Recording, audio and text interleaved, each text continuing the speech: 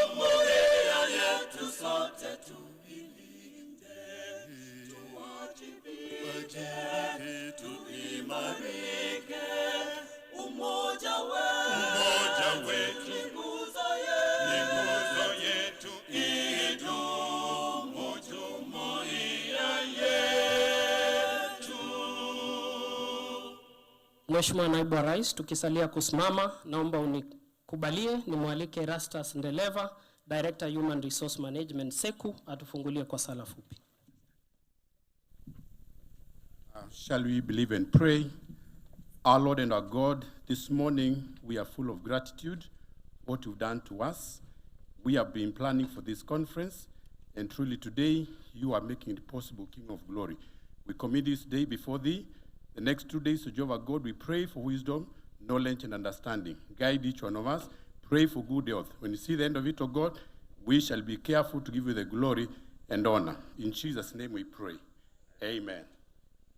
Kwa ruhusa yako Mheshimiwa Naibu wa Rais, naomba tuketi. Tumpongeze Mheshimiwa Naibu wa Rais kwa makofi kwa kufika kwa muda ambao unastahili. Asante sana.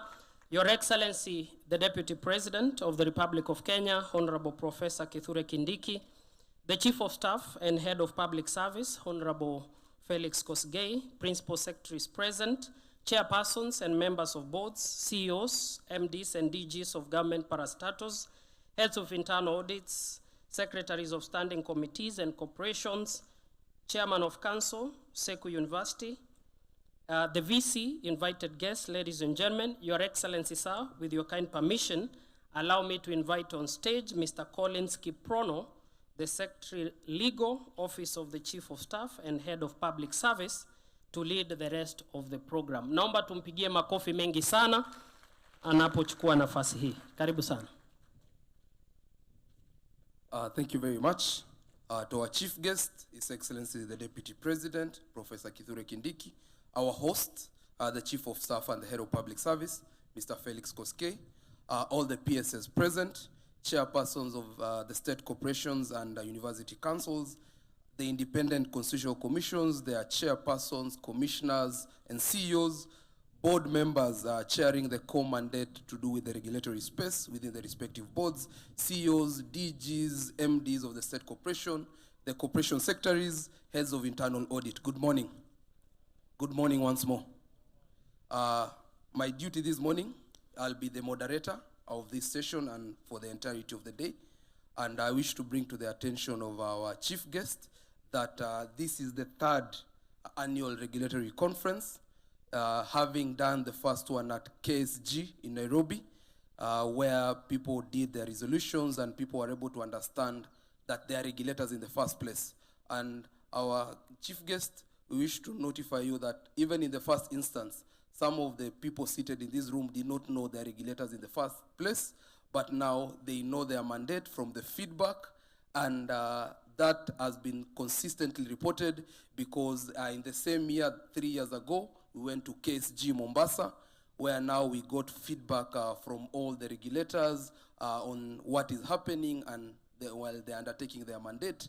The second annual regulators conference we did in University of Eldoret in Wasingishu County. And now this being the third one, which has been graced by yourself, and we are very grateful, is now being done at Southeastern Kenya University, SEKU.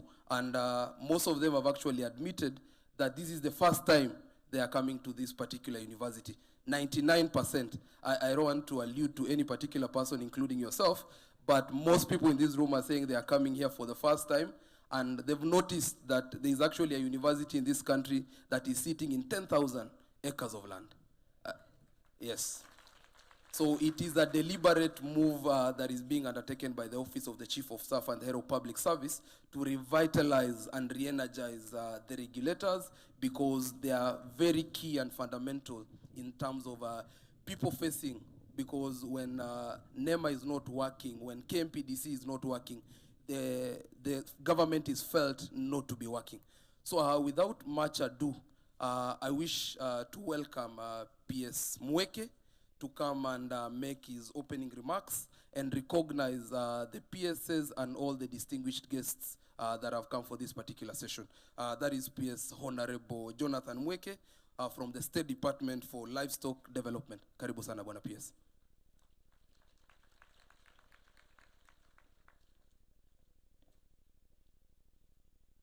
Your Excellency, the Deputy President, Professor Kitui Kindiki, Head of Public Service and Chief of Staff, Mr. Felix Kosgei, colleague PSs, Chairmen, CEOs of regulatory authorities, allow me to ride on all the protocols that were previously established. Mwea ni museo, na mavinda on there, baito mwea seo. Your Excellency, as local leaders, this is how we greet each other at very auspicious functions like today. I won't have many opening remarks, just to welcome all of you to the great county of Kitui. Kitui County is in the southeastern part of Kenya, and it is where I was born, and I'm very proud to be a Mkamba from this neck of the woods. Brian has Collins, has really been able to give an overview of why we are here. And so just in the interest of time, Your Excellency, I would just like to introduce all my colleague PSs who are present here today, who have regulatory authorities under their state departments. PSs, please, if you could stand up so that we can very quickly introduce you. I'll start with PS Omolo, Internal Security and National Coordination. Our host here who oversees SEKU, also Dr. Beatrice Inyangala of Higher Education. Bwana Shadrach Mwadime of Labor. Mr. Motari of Social Protection. Our Gen Z, Your Excellency, Jacob Fikirini of Youth Affairs. Anatu Gotea. We have Madam Rono of Parliamentary Affairs. She takes care of all the legislative issues for our government. We have Mr. Cyril Wangunda of Public Investment. Then we have our friend Ololtua of Tourism. Your Excellency, we say that Ololtua is a tourist attraction in itself. So he's a very good colleague of ours. Bwana Patrick Kilemi of Cooperatives, Asante Sana. PS Joel or Arumanyong of Public Works. Dr. Beatrice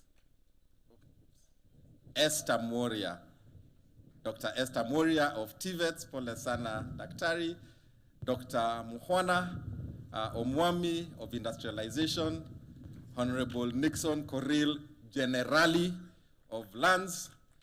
Your Excellency was telling Generali, ameona 10,000 acres, asikuje kukatakatia. We want it just as it is. When he was here, I was very excited about all the land he saw here in Kitui. We have Dr. Oluga of Health, Medical Services. We call him PS Washa. Mr. Stephen Isaboke of Broadcasting and Communications. Madam Betsy Jage of Fisheries and Blue Economy. We have, of course, Engineer Dr. Ngeno of Mutua Climate Change Environment, Mr. Julius Korir of Water, my predecessor, Bwana Kimutai, he is now in mining, and Your Excellency, there's a lot of minerals here in Kitui. So I'm always pushing my colleague PS atutolee kwa ground hizi minerals zote. We have PS wa Mahasla, Madam Susan Mangeni of MSME. Karibu Susan. We have PS Mugambi of Forestry. Karibu Sana. We have Dr. Imbunya of Public Service. Karibu Sana. We have Mheshimiwa Abdisalan of National Coordination. Karibu Sana. And last but not least, we have Madam Regina Ombam of Trade, who we work very closely with. Karibu Sana. Your Excellency, we also have chairpersons of regulatory authorities and agencies. If you can all stand up, I won't be able to introduce all of you because of interest of time, but please, all the chairs of regulatory authorities and agencies, tafadhali musimame. Asanteni sana. We also have CEOs of regulatory authorities and agencies. Please, CEOs, if you can also just stand up. Let's clap for them, tafadhali. Your Excellencies, Head of Public Service always reminds us, hii ndio serikali kwa ground. And these are the people who make sure that we interface with the citizens in terms of ensuring that they are safe and they are able to go around their daily chores without any issues. We also have cooperation secretaries of the regulatory authorities and agencies. Please, cooperation secretaries, you can stand up also and be recognized. Cooperation secretaries. Asanteni sana. I believe we also have heads of internal audits of regulatory authorities. No? Yes, a few of them. Excellent internal auditors. And we have independent directors of the RAAs as well. Are they here? Independent directors? Yes. They also came. They're the ones who oversee their institutions. Your Excellency, thank you very much. This is the team that is here. We would like to give a special thank you to the Chief of Staff and Head of Public Service. He has really put us together as PSAs and regulatory authorities and kept us on our toes to ensure that as we regulate, we also enforce with a human face. We ensure that we don't overburden our citizens with too much bureaucracy and licensing. And most importantly, Your Excellency, the Chief of Staff and Head of Public Service always reminds us to enforce fairly, but also very firmly to ensure that our citizens don't just feel us on the ground as government, but that they enjoy our services, because many of them also pay for our services as we regulate them. Thank you very much for giving me this opportunity to say hello. We wish you a lovely 3 days in Kitui County. Na tafadhali padiem yenu yote ibaki Kitui. Tafadhali. Yote ibaki hapa Kitui. Ndio tujenge our local economy. Thank you very much. God bless you, and we wish you a fantastic day. Asanteni sana.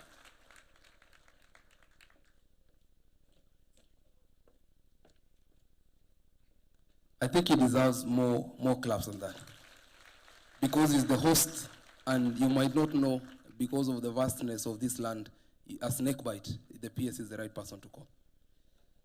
Just while holding your brief, PS, there are two cadres of people that have not been introduced. That is the chairpersons, commissioners, and CEOs of independent constitutional commissions. You can be upstanding. We notice you've also come in numbers so that we can also recognize you. Thank you very much.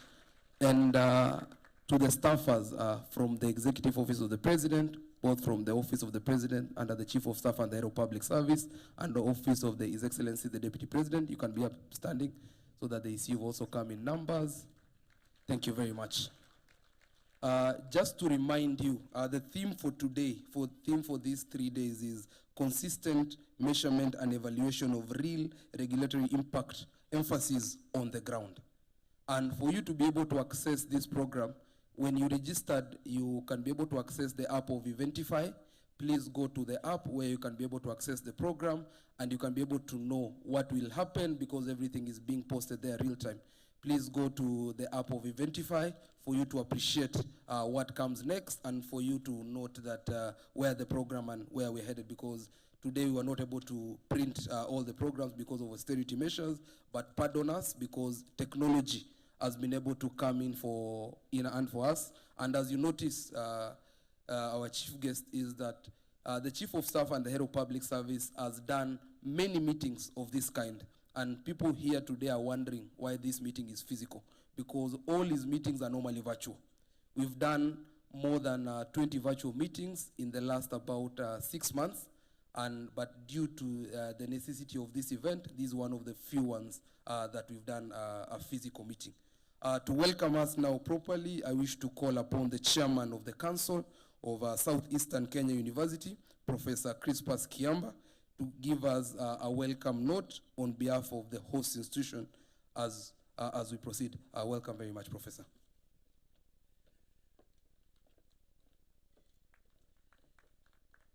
Before you do the clap, let's get this behind us. My name is Dr. Ndari. I'm here to represent our chair, Professor Crispus Kiamba, who was unable to come. So for those who are wondering, why is this very young professor? I'm not yet there, but I'll get there soon. I was seated with a neighbor who confessed that they already sent their per diem home, and I asked them, are you going to pay for your hotel? They say there's free, sir. But that's a good thing. It's going to happen, and please leave as much money in SEKU as you can. Since I was sent by our chairman, please allow me to just read his speech. Your Excellency, the Deputy President, the Chief of Staff and Head of Public Service, distinguished heads of regulatory authorities and agencies. I've seen my peers is here, Dr. Beatrice Nyangala. If I don't mention your name, maybe there will be a show cause at some point.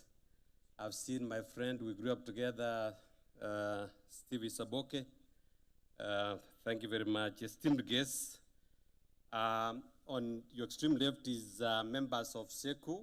Please, members of SEKU, will rise on your feet so that you greet the people and welcome them. Thank you very much. Let me ask in particular for you to see our Vice Chancellor, Professor Douglas Shitanda. Professor is the one who has been working with the office of the organizers for this event to ensure that everything is seamless. Ladies and gentlemen, good morning. Your Excellency, it's my great honor and privilege to welcome you all to this important national forum, the 3rd Annual Revitalization and Re-energization of Regulatory Authorities and Agencies Conference. On behalf of Council, management, staff, students of Southeastern Kenya University, and the entire SEKU community, we'd like to extend our warmest greetings and appreciation to each one of you for taking time to be part of this very historic event in our compound. We wish at the very outset to sincerely acknowledge and appreciate the Chief of Staff and Head of Public Service for convening this important event, conference, on this very ground where we normally hold our graduation. We are especially honored by the presence of Your Excellency, the Deputy President of the Republic of Kenya, Professor Kitui Kindiki, your commitment to strengthen governance systems and enhance service delivery continues to inspire confidence and progress across our nation. Your Excellence, this conference comes at a critical time when the role of regulatory authorities and agencies is more pivotal than ever. In a rapidly evolving socioeconomic landscape, effective regulation is not only essential for ensuring compliance and accountability, but also for fostering innovation, safeguarding public interest, and promoting sustainable development. At SEKU, we are proud to host this conference and provide the venue and environment that enables such important national event to take place. We affirm our commitment to bridging academia, policy, and practice in support of national development and good governance. Ladies and gentlemen, as you participate in this conference, allow me to extend a special invitation to you, in particular to support the local economy by utilizing the excellent hotel facilities around this place. I am reminded that our own guest house is full for tonight, but next time you're around this place, please look for this facility and utilize it. Number two, please take time to enjoy the rich local cuisine and experience the vibrant Akamba culture, including learning a few Kamba salutations. I learned mine this morning. Let me try to say it. Mwe aseo. I did a little bit louder. You know, we need to learn something. Mwe aseo. Yeah, you got it right. Number three, I would like to encourage you to tour our beautiful main campus. Where we are is the main campus. Interact with our students and faculty, and explore opportunities for collaboration.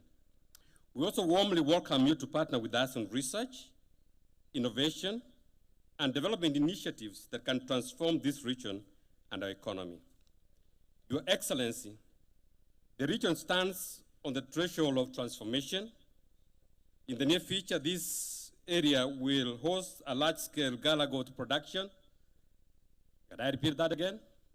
Yes, large-scale gala goat production and a major solar electric power initiative with ambition to produce at least 10% of Kenya's energy needs, while powering industrial and manufacturing growth in this region. This vision aligns strongly with the National Better Agenda of Sustainable Development, energy security, and regional economic empowerment. And we invite all stakeholders present to be part of this journey. And finally, I encourage all participants to visit the SEKU exhibition booth that is right on my left. I have done my part, and when I went there, I found that there are many good things, including honey. Yes, I said Kitui honey, but I put a disclaimer here that we have limited quantities for today. Please do not take more than 10 bottles.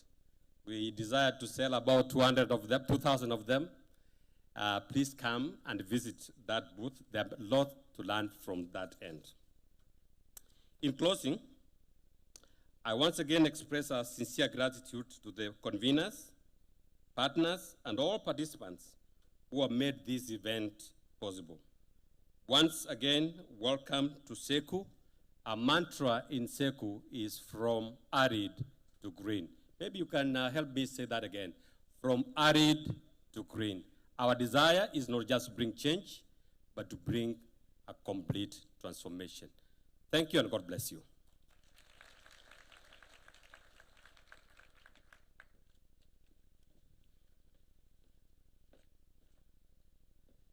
Thank you very much. All of us now feel welcome to SEPU. And it is at that point that I wish to welcome on stage PS Beatrice Nyangala to give keen remarks. Then you may proceed to welcome the Chief of Staff and the Head of Public Service. Karibu sana, Madam PS.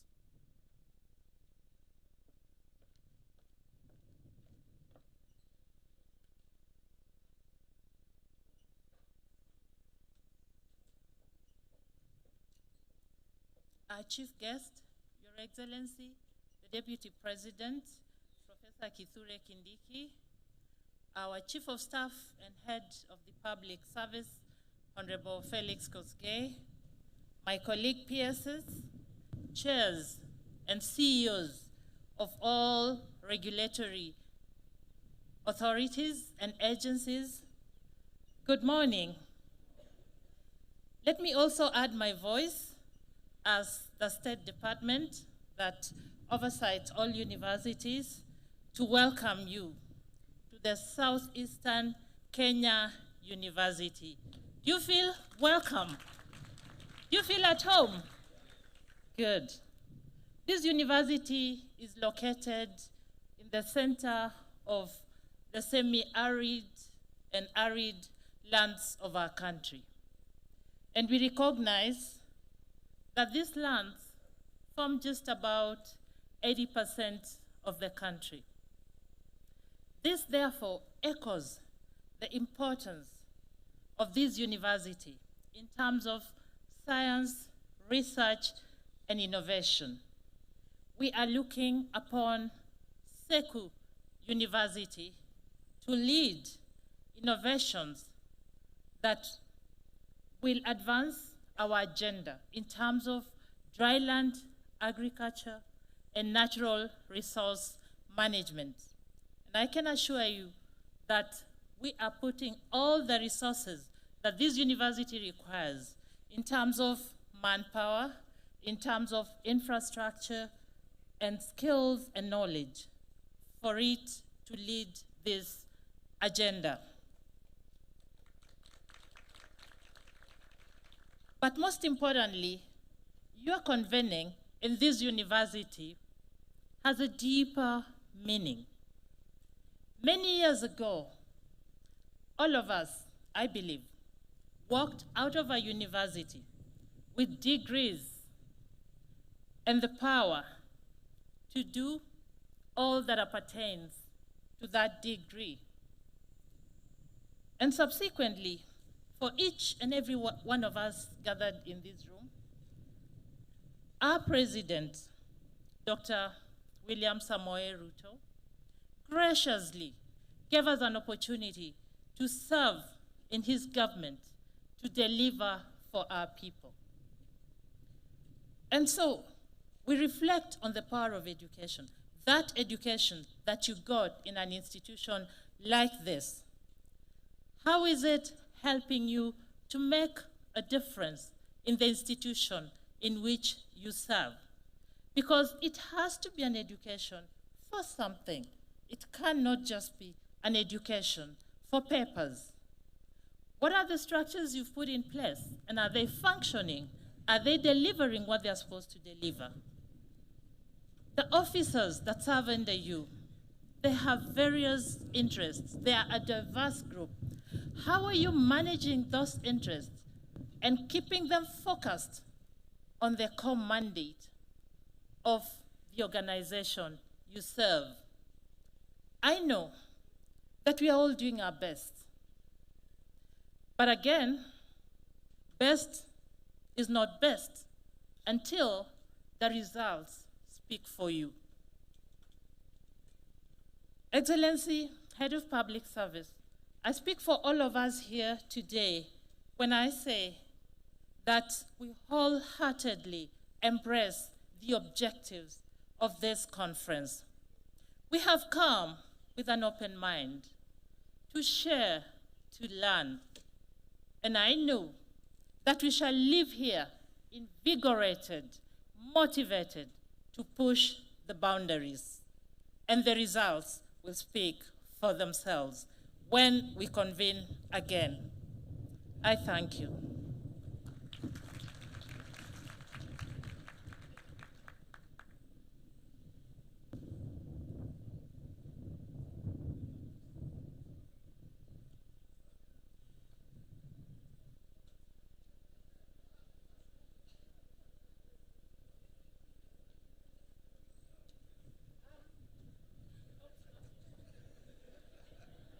I was feeling like a guest because Kiprono was doing such a good job.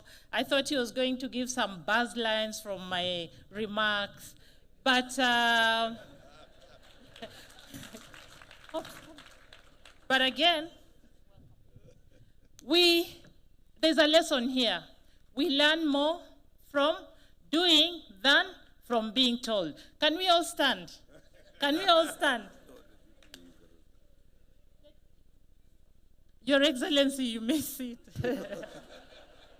Okay, I would want us to invite Hopes in a special manner. Let us rub our hands. Rub, rub, rub, rub, rub, rub. Okay, this is different. Okay, give me 3 fingers. Shake 3 fingers for our head of public service. Now please touch your cheek. Touch your cheek. Touch your cheek. Touch your cheek. Touch your cheek. Can you touch your cheek? Touch your cheek. Cheek. Touch your cheek. Touch your cheek. Okay, you see, we do more from what we see, not what we are told. You all got it right, but you are looking at me. I'm like, touch your cheek, touch your cheek. Thank you very much.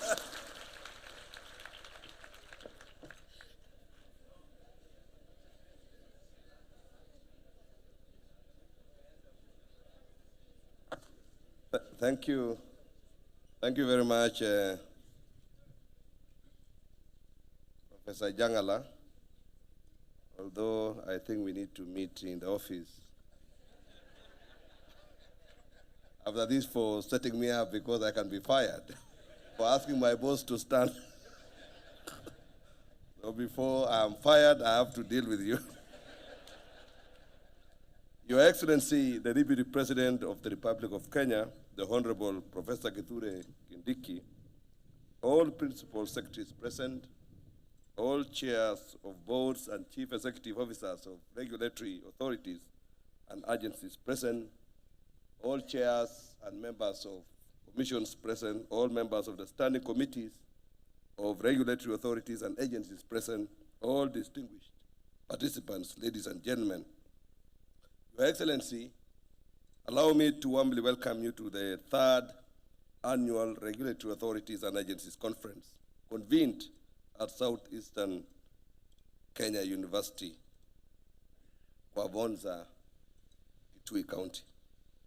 We are deeply honored by your presence, which underscores the high-level attention that your office continues to accord to the performance of government systems and institutions.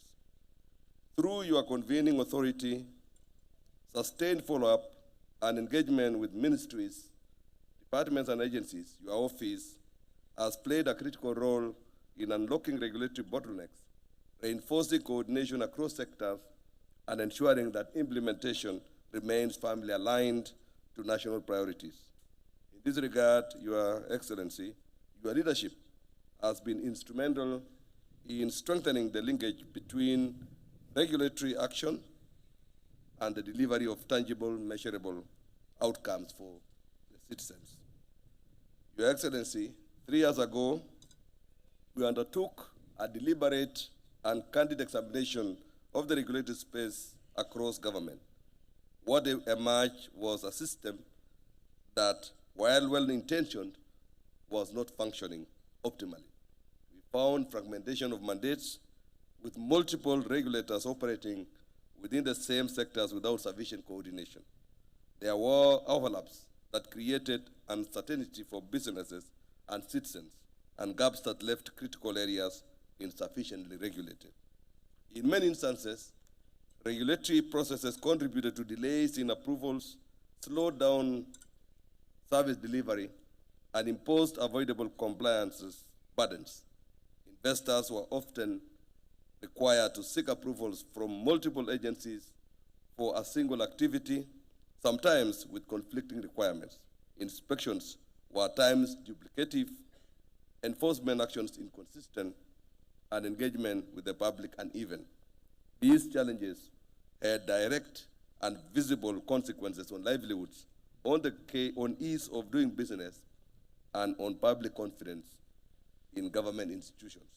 Most critically, there was limited measurement of whether regulatory actions were translating into real improvements on the ground.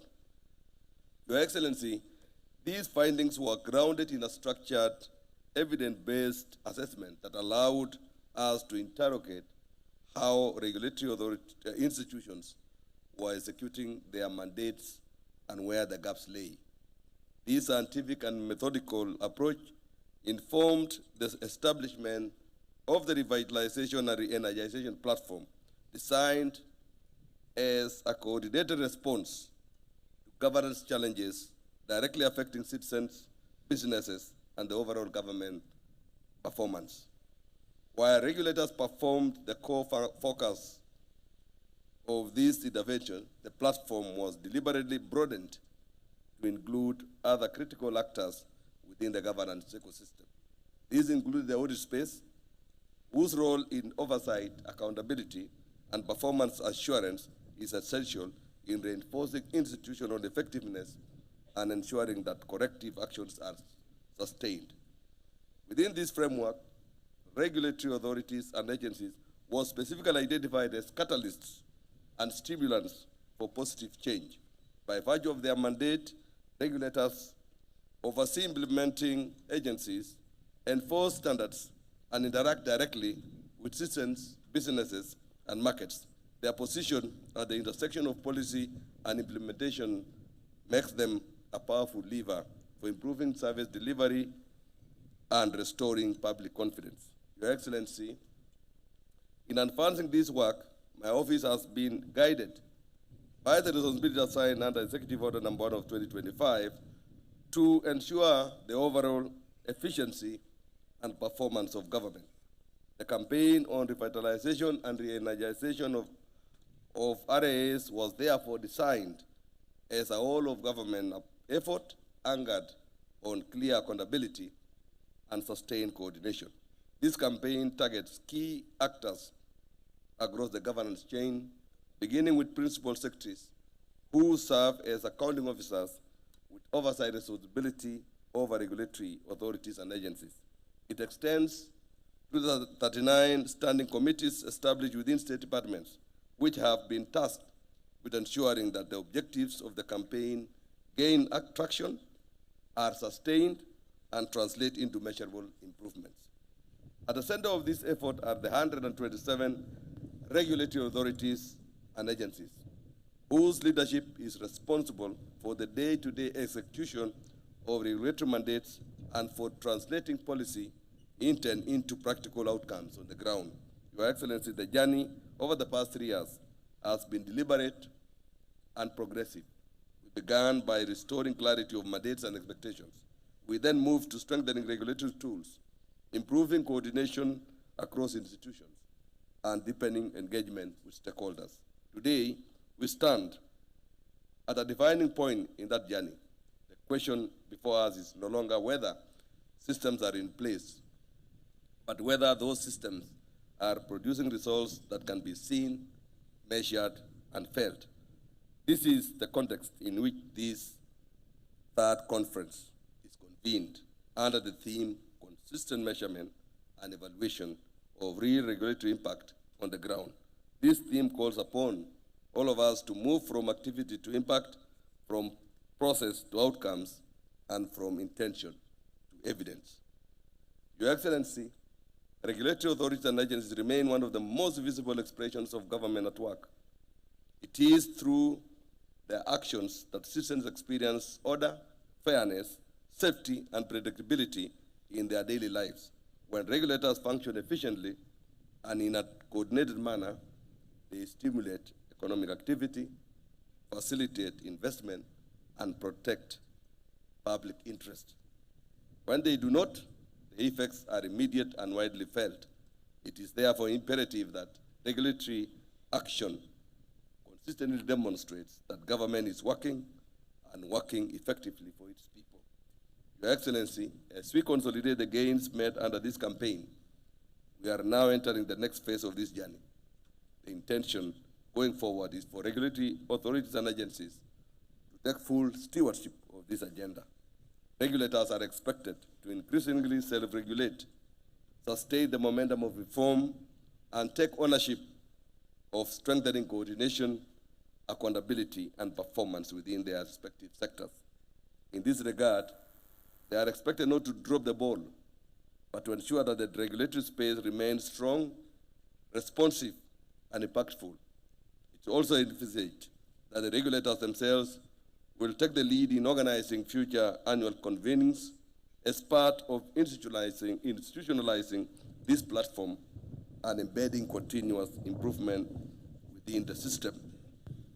Your Excellency, as we commence this conference, we do so with a clear sense of purpose and responsibility. This platform provides an opportunity to reflect on progress, interrogate our approaches, and refine the tools that will enable us to deliver measurable results consistently.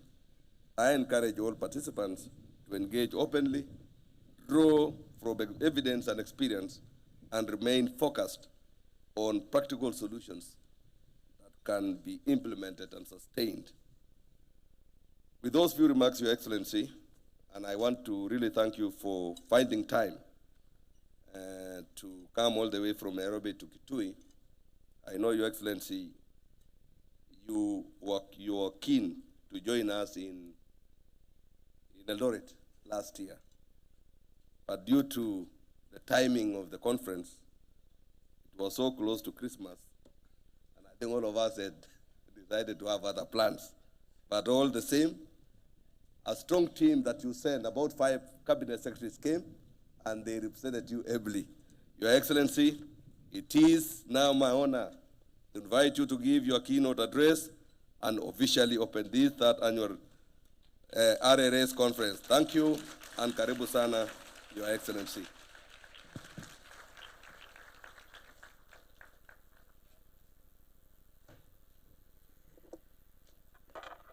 Please be seated.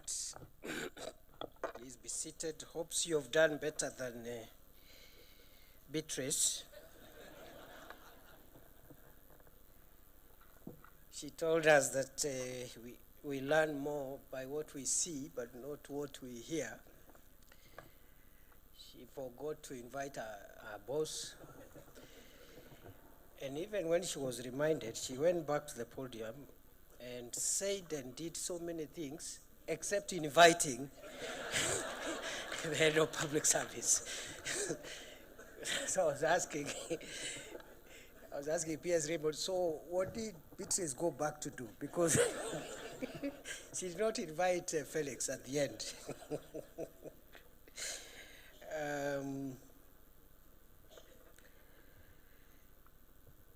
Yes, it is true, Hopes. I wanted to be with you on the 2nd of this kind of forum last year.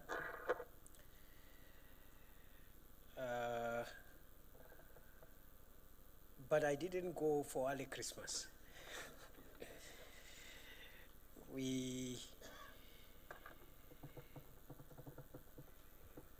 So let me start by thanking this great institution, SEKU, for hosting this very important forum. I am very emotional whenever I have occasion to visit an academic institution, because I spent quite a big chunk of my working life early in this kind of a setting. And sometimes I wonder how I ended up leaving a wonderful place like this one. Head of Public Service, the leadership that is here, PS's chairs, CEOs of regulatory authorities and agencies, the council, vice chancellor, staff of this university, and all the other dignitaries present. I am pleased to join you this morning at your annual 3rd Regulatory Authorities and Agencies Conference. At this juncture in our country, as we continue to advance and revitalize the ecosystem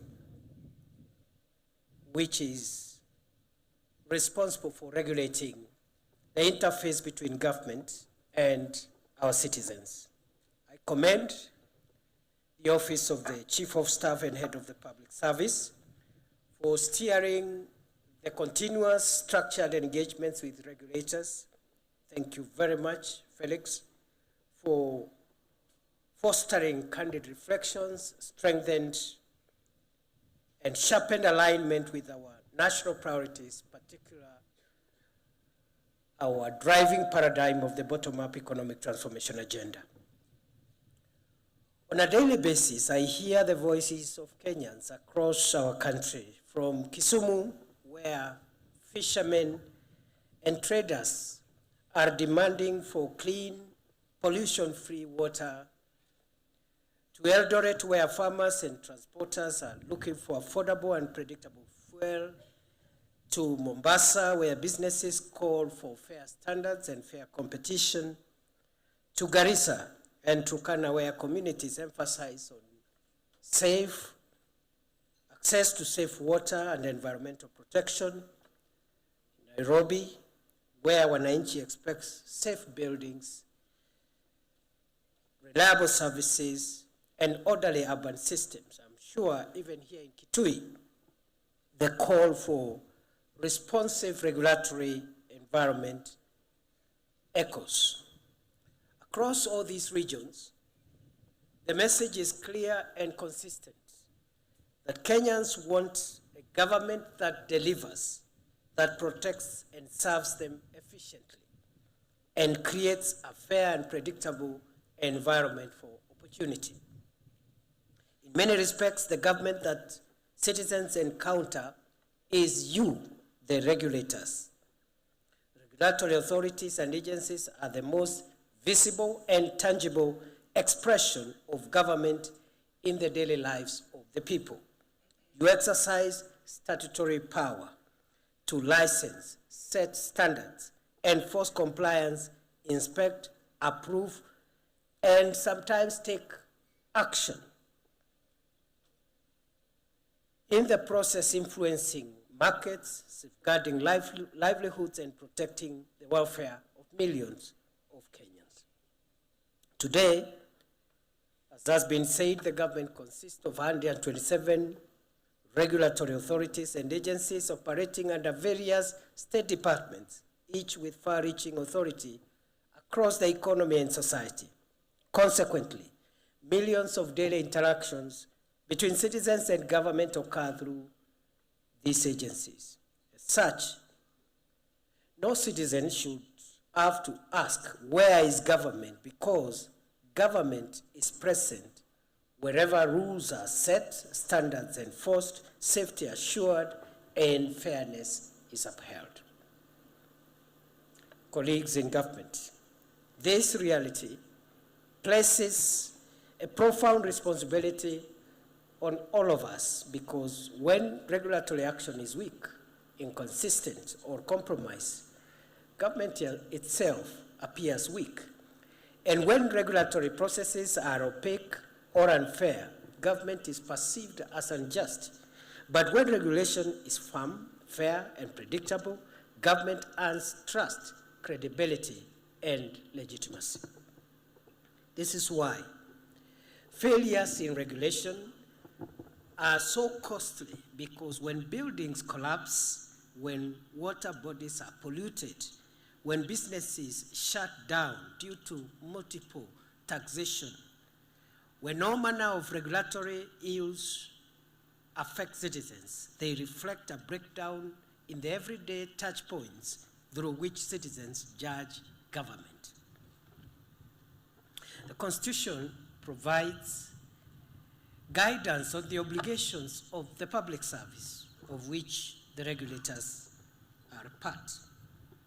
Under Article 232, the public service generally is required to be responsive, accountable, transparent, and efficient.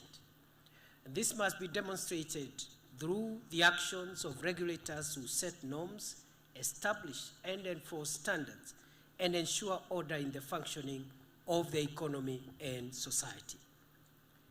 This is why the theme of this conference, consistent measurement and evaluation of real regulatory impact on the ground, anchored on evidence, impact, and accountability, demands a decisive shift from reporting activities to delivering results, from process to outcomes, and from intention to measurable impact in the lives of citizens. Colleagues, we must be able to show, using credible evidence, that regulatory actions are reducing risks, improving compliance, enhancing fairness in markets, lowering the cost of doing business, and ultimately improving the quality of life for the people of Kenya. At the same time, we must ensure that the presence of 127 regulators translates into coordinated strength, clarity, and efficiency, rather than duplication, confusion, and delay. Today, we are called upon to embed a culture of evidence-based decision-making, continuous monitoring and measurable performance in our operations. Regulatory authorities and agencies are challenged to adopt clear indicators, credible data systems, and regular evaluation mechanisms to ensure that regulatory actions translate into tangible outcomes. Ultimately, our success will not be measured by the number of regulations issued or inspections conducted, but rather by the real improvements experienced by citizens through safer products, fairer markets, reduced cost of doing business, and enhanced public trust in government. The effectiveness of government will largely be a reflection of the effectiveness of regulators. Colleagues, I also wish to emphasize the importance of visibility in regulatory work. It is not enough that you are working. Your work must be seen, felt, and experienced by the citizens you serve. Government action must be clear, consistent, and visible in the public space, reflecting the seriousness and discipline with which we execute our mandate. We cannot allow the narrative to be shaped by the naysayers when real and meaningful work is being undertaken across our institutions. I therefore urge you to ensure that your actions are clear and visible, that your impact is felt on the ground. I urge us to shift from the conservative, philosophical approach to regulation to a more responsive and citizen-centric stance in recognition of the impact of our actions and decisions on public trust. Let us commit to delivering regulation that is firm, fair, visible, and impactful.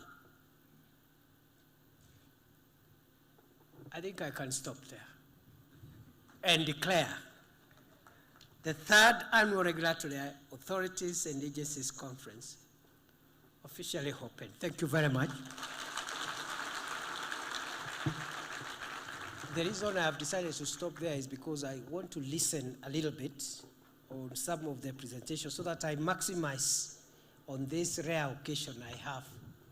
I was telling Felix that since I left academia some years ago, almost 20 years ago, I rarely get an opportunity to speak refreshing things and to get enriched. The kind of things I do on a daily basis are quite complicated things, you know, and the discussions are quite down here and difficult. So when I have a moment like this one, I savor it. So I will hang around for about an hour and listen to a few more speakers because I have seen wonderful people here, and I'm sure the resource persons who are going to speak have ideas that we can pick from. I've even seen my professional senior, Professor Makau Mutua here, who in 5 minutes can write a book. So please a round of applause for Professor Makau. I think he's one of the most successful sons of Kenya. Very humble, very measured, but Professor Macau, we may not know because we are at home, but I know the kind of work you've done around the world. And I still have very fond memories of our days in the third world approaches to international law in many places. And all the other colleagues, it's good to reconnect. I look forward to listening a little bit. And before I forget and get into trouble, like Beatrice almost did, I bring you greetings and good wishes from our leader, President William Samoei Ruto. Thank you very much and have a good morning.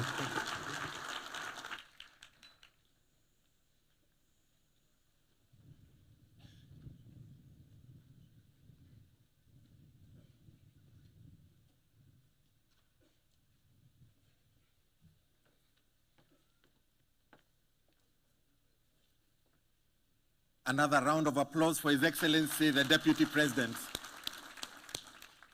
Thank you very much, Your Excellency, for those very, very inspiring remarks.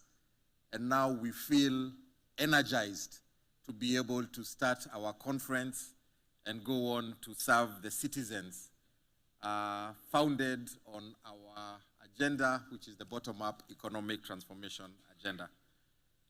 Your Excellency, before we go to the next session, please allow me to recognize some of the leaders from the National Assembly that accompanied you to this function. We have Honorable Kawaya, Member of National Assembly for Mwala. Makofi tafadhali. Karibu sana, Mheshimiwa Kawaya. We have Honorable John Bwire, MP for Taveta. Makofi kwake tafadhali. And we also have Honorable Mohammed Abdi, the MP for Lafe constituency. Karibu sana. Your Excellency, we also have one of our local leaders here, a former minority leader of Kitui County Assembly and member of County Assembly, former, for this area called Kwavonza. He's called Honorable John Kisangao. Here locally, Your Excellency, we know him as Mbake. So he came to welcome you to his ward. Thank you very much, Your Excellency. And now I invite Collins to show us the way into our next session. Thank you very much.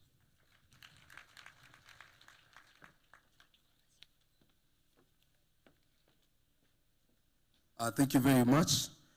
Now that the session is officially open, I wish to call on stage two people, that is Dr. Linda Musumba and Alex Mwaniki, who will be taking us through the key features of the revitalization and re-energization of the RAS campaign. Dr. Linda Musumba is the head of department in the Audit, Legal and Regulatory Compliance Department, an office domiciled within the Office of the Chief of Staff and the Head of Public Service. And Mr. Alex Mwaniki is the Director, Regulatory Compliance within the Department of Audit, Legal and Regulatory Compliance. Please, you may take up the stage. You can have the two microphones so that you can be able to proceed. Karibuni sani. Mukaribishe kwa makofi.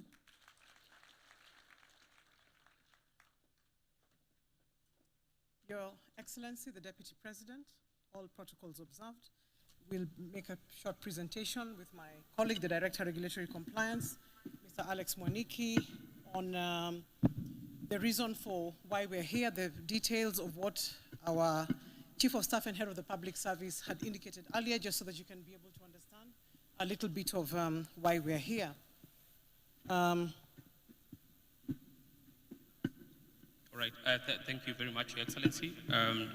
We'll go quickly. It's a presentation of why the revitalization and re-energization of RAS, and we hope the presentation can be put on the screen, please, so that we quickly follow. And Daktari, why did the Head of Public Service initiate this campaign in the year 2023? Essentially, Alex, the Head of Public Service, when he joined the office, of course, upon his ascendance to that office, one of the things that he did was to commence his tour of duty by carrying out a series of studies. And what he did was to initiate studies. And among the findings from those studies was the fact that regulatory authorities and agencies are very key to ensuring the achievement of the promise that had been made by His Excellency the President and this administration to Kenyans. And therefore, that finding led him to think about regulators and the space that they can occupy to be able to ensure that there is achievement of those promises that had been made during that campaign. And of course, to address the inertia in the performance of regulators, we've always had regulators for the longest time, and he felt that there was more that could be done to be able to ensure that premier service delivery, which is a core goal of this administration, would be able to be achieved. Then the other thing that he thought about was to be able to capacitate all the regulatory authorities and agencies to be able to do their work and achieve their mandates, which are really, really core. Because if regulators achieve their mandates, then you're going to see Kenyans appreciative of the fact that they have been reached or felt by government, given that regulators handle very core services and duties in this country. Then obviously, to ensure accountability for citizens, so that I think you indicated earlier on, I think Collins mentioned, NEMA. So all of us, when we leave our houses in the morning, we experience either a good circumstance or situation in terms of rubbish disposal and those sorts of things that Kenyans have habitually complained about. So it was to make sure that those things that press Kenyans, they are sorted out as quickly as possible. But Alex, perhaps you could be able to let His Excellency the Deputy President know who the actors in this campaign are. All right, and thank you, Daktari. And I have been assisted by our boss, the head of public service, who did indicate in his remarks who these actors are. But I'll quickly run through the next slide where we have the head of state and the messages that the head of state has given to all of us right at the helm. And then we have from our office, the Chief of Staff and Head of Public Service. Next slide. And under the Chief of Staff and Head of Public Service, we now have 40 principal secretaries. These are the 40 principal secretaries that have regulatory authorities and agencies in their State Department, cutting across every sector that there is in the Republic, from the health sector, from the aviation sector, environment, food, agriculture, name it. So we have the 40 principal secretaries, and these 40 principal secretaries have appointed 40 standing committees. The standing committees, Your Excellency, really just then assist the PS to follow up on the various things that have come from the head of public service and to ensure the various returns that have been sent to the head of public service are analyzed. And it's also the point where if there are any issues that a regulator is facing, this is the first point that they would go to before then being escalated upwards. Now, we have 129 chairpersons of boards of regulatory authorities and agencies. And below them, we have 129 chief executive officers who are all present here, 129 corporation secretaries, 129 heads of internal audit. And these 5 categories, Your Excellency, are important in closing that loop.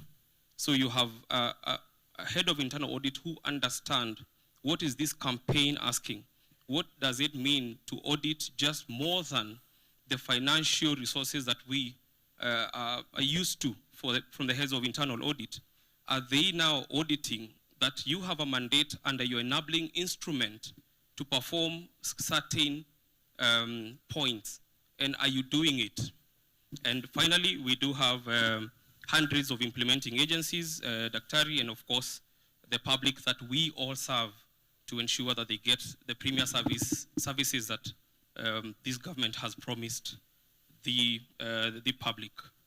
Now, moving on, Daktari, what are the milestones or what are the strategies that the head of public service or the office of the head of public service has used in this campaign? What it is that what has the office done? What scientific ways have been used? And what is being done as we speak to ensure that that vision of His Excellency the President is achieved? Thank you. Thank you, Alex. Clearly from the figures that you have narrated there, quite a number of people, and I think in short we have 129 regulatory authorities and agencies. So among the strategies, the first one, of course, is circulars and guidelines. I believe members in this room, all regulators, our principal secretaries, and our chairpersons and CEOs, the corporation secretaries and heads of internal audit have received circulars that have been sent by the head of public service, informing them of what they need to know, bringing to their attention things that they need to take into account. Accompanying those circulars have been guidelines that have been produced within the office under the direction of the head of public service, which explain, for example, the biannual reporting tool that you normally fill every 6 months to be able to clock your performance. Those are some of the guidelines that you have received to be able to know what to do. Others are sensitization and training. We've had a number of trainings where we've been able to call regulators. You remember meeting in Nairobi, in Kisumu, to be able to be trained on how to fill the biannual reporting tool. Of course, stakeholder engagement by regulatory authorities and implementing agencies. As regulators, you, of course, carry out sensitizations and also you hold stakeholder engagement. Some of you have called on the public service, and we've been able to come to some of your meetings where you've been able to engage with your stakeholders as you bring to their attention the expectations that there are. The biannual reporting tool, one which Alex will speak about in more details, Your Excellency. This is a tool that has got parameters and markers. It is still what we would call a simple tool because I believe that in time, there can be a more complex tool developed to be able to measure even deeper parameters. But for now, at the start of the campaign, the head of public service thought we should use a simpler tool just to be able to align the thinking and begin measuring things. So one of the things that has been interesting for us is how to be able to measure, how to cause measurement across different entities doing different things, but nonetheless still making an attempt to be able to measure. Then we've also been able to do tracking and monitoring. Internally, of course, the regulatory authorities and agencies have their own internal methods to be able to track and monitor. The same with the standing committees. At the Office of the Chief of Staff and Head of Public Service, we are very keen. He's actually very keen, being a scientist himself, on tracking and monitoring. So we have a lot of tools in the office that we use to be able to measure and track. I think the majority of you will attest to the fact that when you have not handed in your report on time, we have called you. And how do we know? It is because we are tracking, we are monitoring everything that is being done under this program. And then, of course, the annual regulatory authorities and agencies conference, this being the third, for which we are grateful to be able to meet all of us. Another thing, Your Excellency, the head of public service has been keen on meeting all actors together to be able to meet our principal secretaries who lead within the state departments, meet them at the same time or together with the standing committees, at the same time with the corporation secretaries, the CEOs, and the heads of internal audit, because it's a loop. If you call only the PSs at all times, no doubt there are meetings which will be exclusive for the PSs. There'll be those that will be exclusive for the different, but often it is good to be able to call them together, as the head of public service has pointed out, so that there's alignment and the loop is closed. The information is communicated at the same time and people receive it at the same time in the same way. So Alex, perhaps you could maybe draw attention. What are some of the milestones from the efforts that have been made by all these people who are gathered in this room? All right, some of the milestones, and I'll go very quickly through these ones, is that there was an exercise at the beginning of this administration where the office reviewed the executive order to isolate all institutions that carry out regulatory mandates or roles and onboard them to this campaign. You will note, Your Excellency, that according to the SEKU categorization, we have about 78, about 80 regulators that have been categorized as regulators by SEKU. But you have also seen, Your Excellency, that the list in this campaign is 129. So that exercise involved going through the statute of every agency that we have in government and picking out, of course, there's the obvious 78, 80 that are regulators, but then beyond that, we have a whole lot of others who have a mandate that is regulatory in nature. They set standards, they superintend certain things, they enforce certain things. They have not been classified as a regulator, but they do have a role. That was the first task. And that is the people who are presented in this room. We've had a challenge sometime, and I'll speak to it shortly, when the person you're speaking to as a regulator indicates, but I'm not a regulator. And we have to open the act that establishes them together with them. And we read, let's go to section 4C. And that right there is what the head of public service is looking for. Because the moment you then don't pay attention to that provision that gives you powers under the law to either cancel, register, license, and so on, then we'll have a problem. The loop will not be closed. Of course, the sensitization of the RAS, Dr. You have spoken to that in detail, and then spotlighting performance and achievement of the core regulatory mandate as an integral part of daily operations. You will note that there was a ceremony in December where the head of public service recognized some of these regulators because of exemplary performance. And I think it's something that is going to then be happening every year as he guides us on certain parameters that the office has established. Then the focus here really is on premier service delivery as the deliverable for regulatory action. You will note, Your Excellency, the program is rich with sessions that the regulators will be speaking themselves on what it is that they have done to ensure that there's premier service delivery to the Kenyans. But those are just 4 of the milestones. And Daktari, would you maybe speak to the other 4, because they are quite a number? Very quickly, was the development of a framework for the working of the regulatory authorities and agencies space. That is the tool itself. To make that tool, we were able to have feedback from some of the regulators who were able to tell us their thoughts, as well as from the principal secretaries. We sent out a questionnaire just to be able to get feedback on that. And then today, Your Excellency, there's the regular self-evaluation as a mechanism for managing and progressing performance. This is where you ask regulators to be able to evaluate themselves based on certain parameters. Being the 3rd year and with about the 4th or the 5th biannual report, we track from the last 2 that a regulator has been able to hand in and see whether you rated yourself at 5 in the last 3rd one. The last one, perhaps you rated yourself at 7, and this time maybe you've given yourself an 8, and just see that growth and how it, how it progresses. Then the annual RAS conference, this being a very wonderful space for regulators to be able to have peer review and be able to speak to one another. There has emerged, of course, a community now of the regulators who know one another, and they're able to cross-check and find out more about what each is doing. We've also seen some regulators collaborating, being able to work jointly because their mandates either overlap, that's a solution to the overlap, or their mandates are complementary, and therefore working together has been a good thing.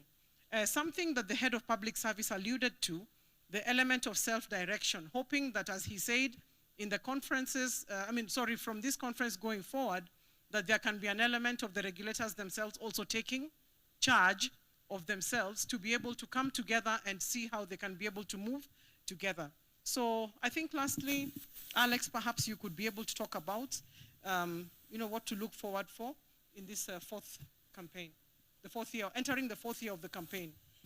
All right, as we move to the next slide, the things we are looking forward to as we enter the 4th year of this campaign, we are pressing on to Singapore, Your Excellency. We are pressing on to Singapore. What we are trying to look for, what we are trying to achieve is the visibility of the norms and the standards that you set as regulators, a facilitative posture. The head of public service from the beginning of this campaign, Your Excellency, has had a consistent message. Yes, you are a regulator. Wewe ndio mwenye kiboko. When something goes wrong, you are the one to come and, and punish, so to speak. But as a regulator, you must also then be seen to be facilitative. So it's a thin balance, Your Excellency, that the regulators have been urged to achieve, in as much as Natua Kiboko, I'm also facilitating compliance.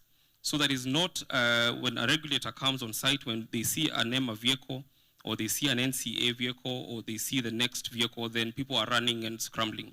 or they see NACADA. I think those are the ones we are more used to, people running when a NACADA vehicle passes. But it is to be more facilitative in as much as we are looking at enforcement. So that balance, to achieve that balance of facilitating and of course ensuring there's compliance and enforcement, what we look for in the fourth year is enhanced stakeholder engagement. We will not move far if we are not moving with our stakeholders. And that alliance has to be built for compliance. This is to implementing agencies and the public. The third is for us to develop acting reporting tools. We note, Your Excellency, Head of Public Service, some of the feedback that we have received is that some of the RAS have now started issuing biannual reports to the implementing agencies. The same way that the Head of Public Service requires you to submit your biannual reports, the feedback from yourselves is that we have also developed custom-made certain forms that require our implementing agencies to return, and of course, the issue of requires strict reporting, thereof. So yes, you have submitted the forms, but are you following up to ensure that everyone has complied in terms of the returns that you then seek from them? And of course, all actors to take lead.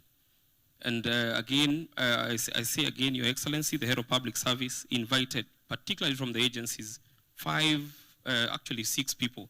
You have the chairperson of the agency, you have the chairperson of the independent board committee or the committee that deals with the core mandate, you have the CEO, you have the corporation secretary, and the head of internal audit. So even if a chairperson was to leave because the end of term or for whatever reason, there's a board member who's there. If the CEO is to leave, you have the corporation secretary, who is again the link between management and the board. You have your internal audit present.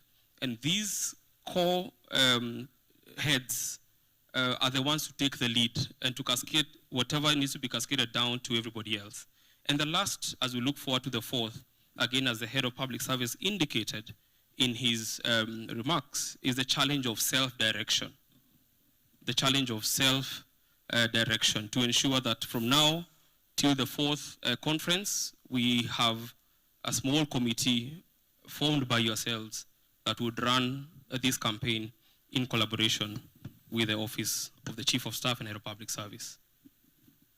Alex, perhaps maybe you could just, if Collins allows me, he's supposed to then take you, Your Excellency, through the results of the biannual reporting tools that have just recently been returned by the regulators. So if you kindly allow. Thank you. This will be a shorter presentation, Your Excellency. Most of it has been covered from that initial presentation. If we go to the next PowerPoint presentation, Silas, would be grateful so that we quickly run through this. And just to, are we on? Okay. So these are the biannual reports that were developed by the Office of the Head of Public Service. They have moved from the first edition in 2024. There was a second edition, and there was now a third edition, which is what has been analyzed. And I'll quickly just take you through the slides to give that report. So we'll just move to the next slide. Oh, thank you. So again, the foundation of these reports began in May 2024, circular issued by the Head of Public Service. The returns that we are looking at were returns that were submitted in October and 31st of March, so they are biannual. And once the agencies do these returns, they send them to their standing committees at the State Department. And again, the dates for those given for the reports, the first biannual reports, 2025, they were then submitted to the standing committees, and the standing committees submitted reports to the Office of the Head of Public Service. The second biannual, 31st of March, from the agencies, and on 9th of April, we received the reports from the standing committees. If we move on to the next slide, so 2025, now last year's conference, the compliance rate of returns was 84.5%. What we're looking at now, we have received from yourselves, the regulators, 96% compliance. So, Head of Public Service, you recall, you raised a question and a challenge in the last conference. How can you be a regulator asking for compliance, yet you yourself cannot comply with a simple biannual report that is requiring you to fill and submit? So we have seen an increase, and of course, there's always a little failure, and we have 12 agencies, Your Excellency, out of the 129 who did not submit the reports as required. And of course, this is a concern for the 12, that is, because the same question that the Head of Public Service raised, we raise it again. You are a regulator. You require people to comply with certain standards or norms that you have set, yet you fail to comply despite follow-ups and reminders.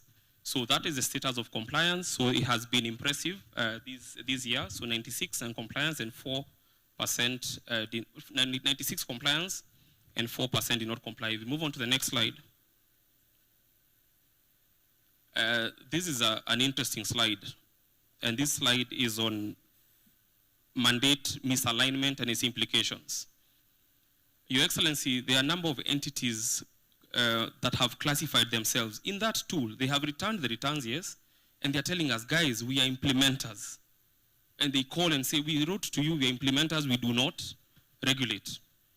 But when we review their frameworks, there's a clear, or rather they have dual mandates. Yes, you are an implementer, but there's a provision in your law that gives you a regulatory mandate. And this now raises a critical concern, Your Excellency, when you have an entity that does not recognize its regulatory role, how then effective will that entity be in discharging that particular mandate?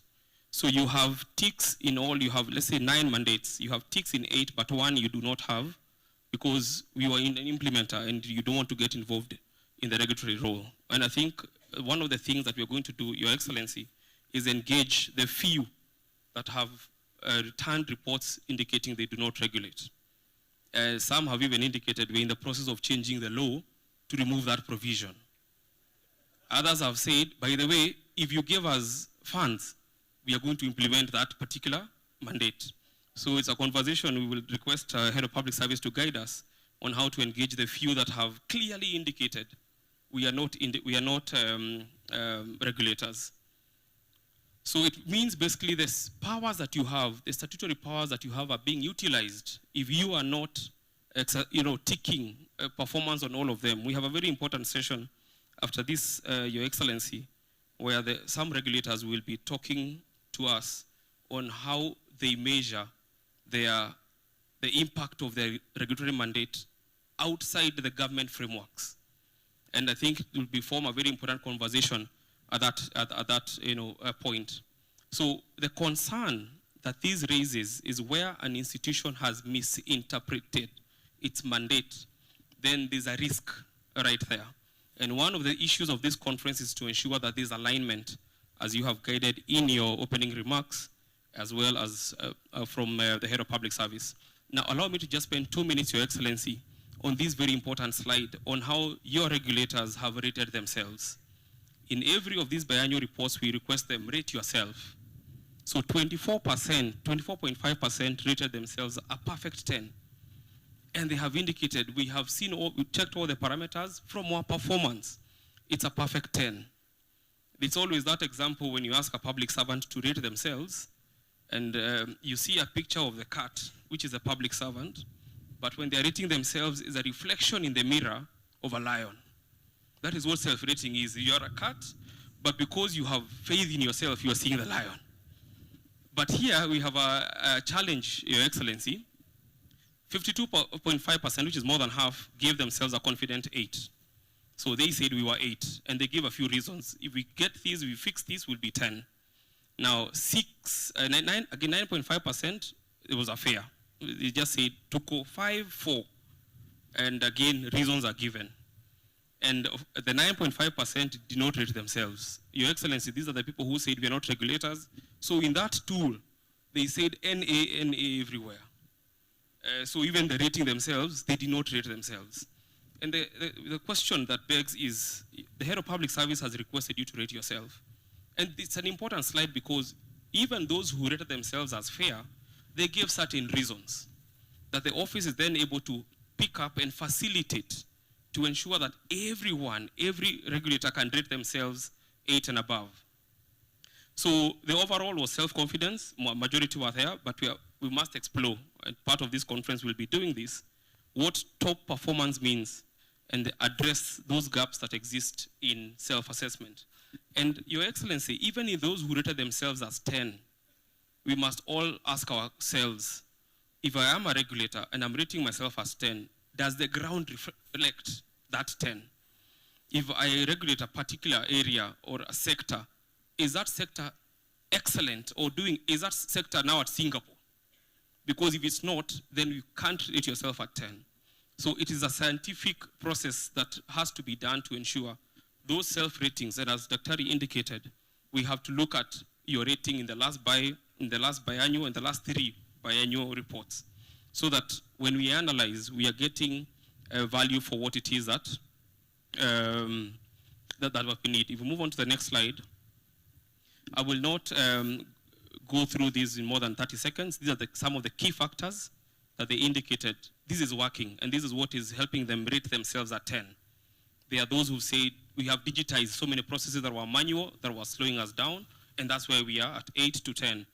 There's risk-based models, and this is where the internal auditors come in and have really assisted in that. There are those who have said we are at 8 to 10 because we have clear plans, we have clear targets, we measure, and these are the results, and it's very clear. Stakeholder engagement, some of them sent us pictures and pictorials of them engaging their stakeholders. Those who said we are at this level because we have informed boards, the boards have been sensitized, they have been informed. We have capacity build our staff. We have better standardization, and of course the proactive enforcement. If we move on to the next slide, which is the barriers, those who are below, who are fair or lower, they said we do not have funding. Your Excellency, this has been a standing barrier from the first conference, from the first engagement. But also, Your Excellency, you will note that there are some entities that have gone beyond what it is that is provided for by government. They have found ingenious ways to get funds, particularly for their core mandate.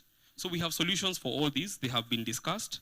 There's inadequate staffing. Again, the question will be thrown back to the board and the management.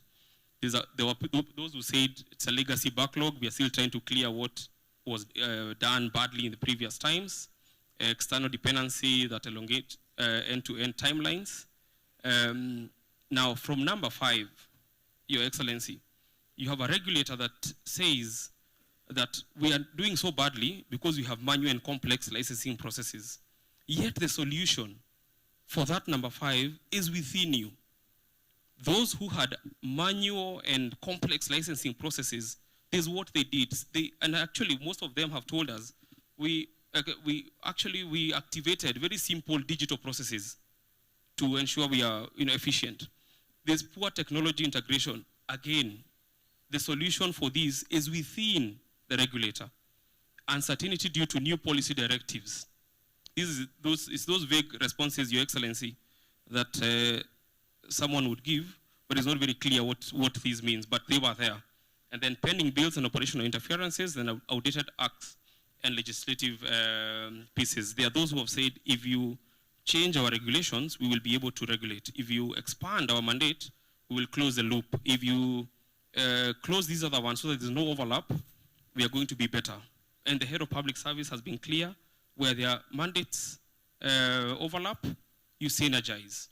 We have seen it happen, Your Excellency, and I think part of the ones that have done very well in the construction center, where we have about 3 or 4 agencies coming together, forming a committee together with the Ngaos, together with the police, so that they're able to move as one entire sector whenever they are doing whatever they need to do.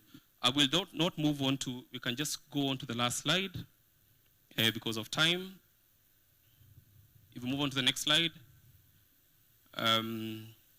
Okay, this slide, in just 2 seconds, 31%, there was a question in the questionnaire. Have you been recognized? have you been recognized or rewarded or acknowledged? 31.5% said they had, and they gave instances and the evidence that because of our work, we have been recognized in the African continent, in the East African region, and so on. And that's 31.5%. So 31.5 of 129 have been recognized. Your Excellency, last year the number was much lesser.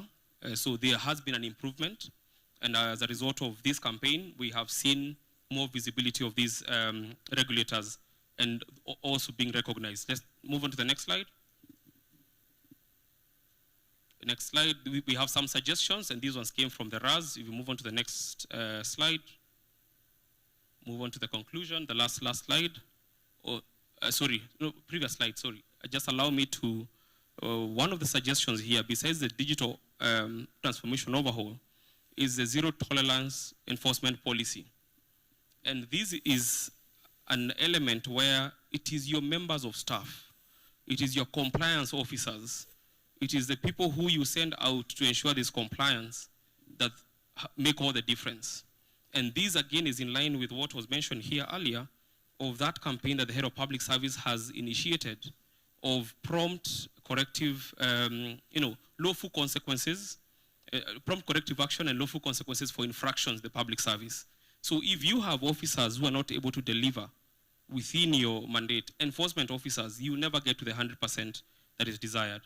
We have quite a number of suggestions there, Your Excellency. Move on to the last slide. I'll conclude. I think I've taken more time than I had been given. But just to conclude, we spoke about the 96% compliance. The Head of Public Service will, of course, deal with the 4% in a very special way. Of course, RAS, it's clear they are increasing, leveraging digital tools and stakeholder engagements. The key challenges that have persisted, we have indicated them, and the proposed radical measures, including the digital transformation, and finally, specific recommendations in governance, monitoring and evaluation, which we'll speak about in detail in this conference, stakeholder engagement, technological adoption, and provided targeted solutions. As I conclude, Your Excellency, the people sitting in this room are what we call the government. When people say, serikali kuna mkono mrefu, Your Excellency, they're all in this room. From the finance sector, KRA is in this room. From the aviation sector, KCA is in this room. Environment sector, the government is in this room, Your Excellency. And if everyone does what they are supposed to do, we will have Kenya tuitakayo. I thank you.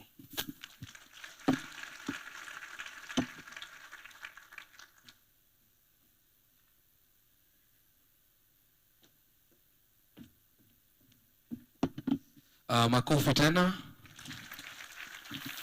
Your Excellency, just in case those presentations did not give you the reminiscence of your days in academia, just the next title alone will rekindle the good memory of your days as a professor.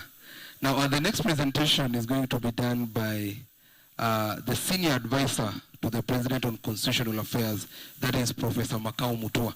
Let's not clap yet, let's wait for the title. The title is even more captivating than the name. The title is the constitutional grounding for the setting of norms and standards and their enforcement by regulatory authorities and agencies. It feels like an introductory course in the social foundations of law. So for those of us who are seated in this room and they are not lawyers, please, you'll receive a certificate for participation. For Law Class 101, that is the social foundations of law.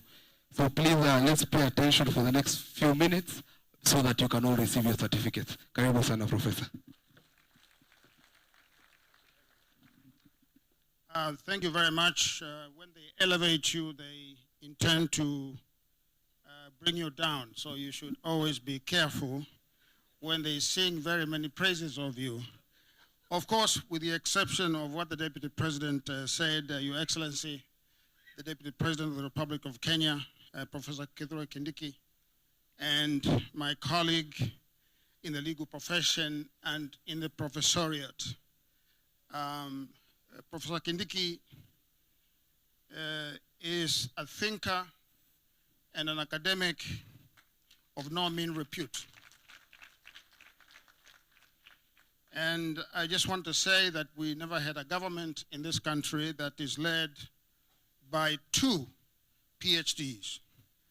The president, of course, has a doctorate, and so does the professor here.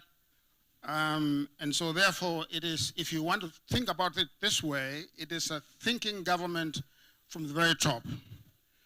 But one thing that humbled me and almost brought me to tears was the very kind words that the Deputy President said about me. As he knows very well, when you go to the academy, you don't go there to get accolades. You go there to think, and you go there to help society, because society is the one that educated you. And for me, and I think for him as well, because we come from the part of the world that used to be called the third world, our scholarship is not done to amuse ourselves. It is done to help our societies. And, you know, so I want to say I'm so pleased to see a professor in this hallowed office of the Deputy President. And I want to say that you set a good example, that there is hope,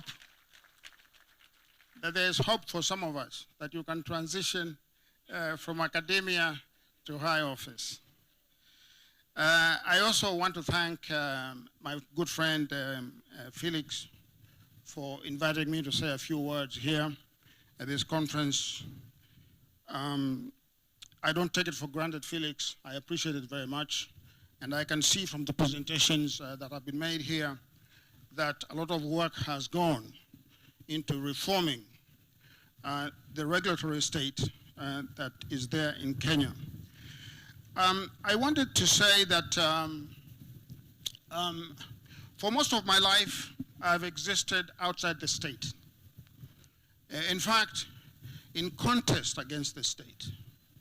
And at one point, some of you may not know, I was actually exiled by the state of Kenya.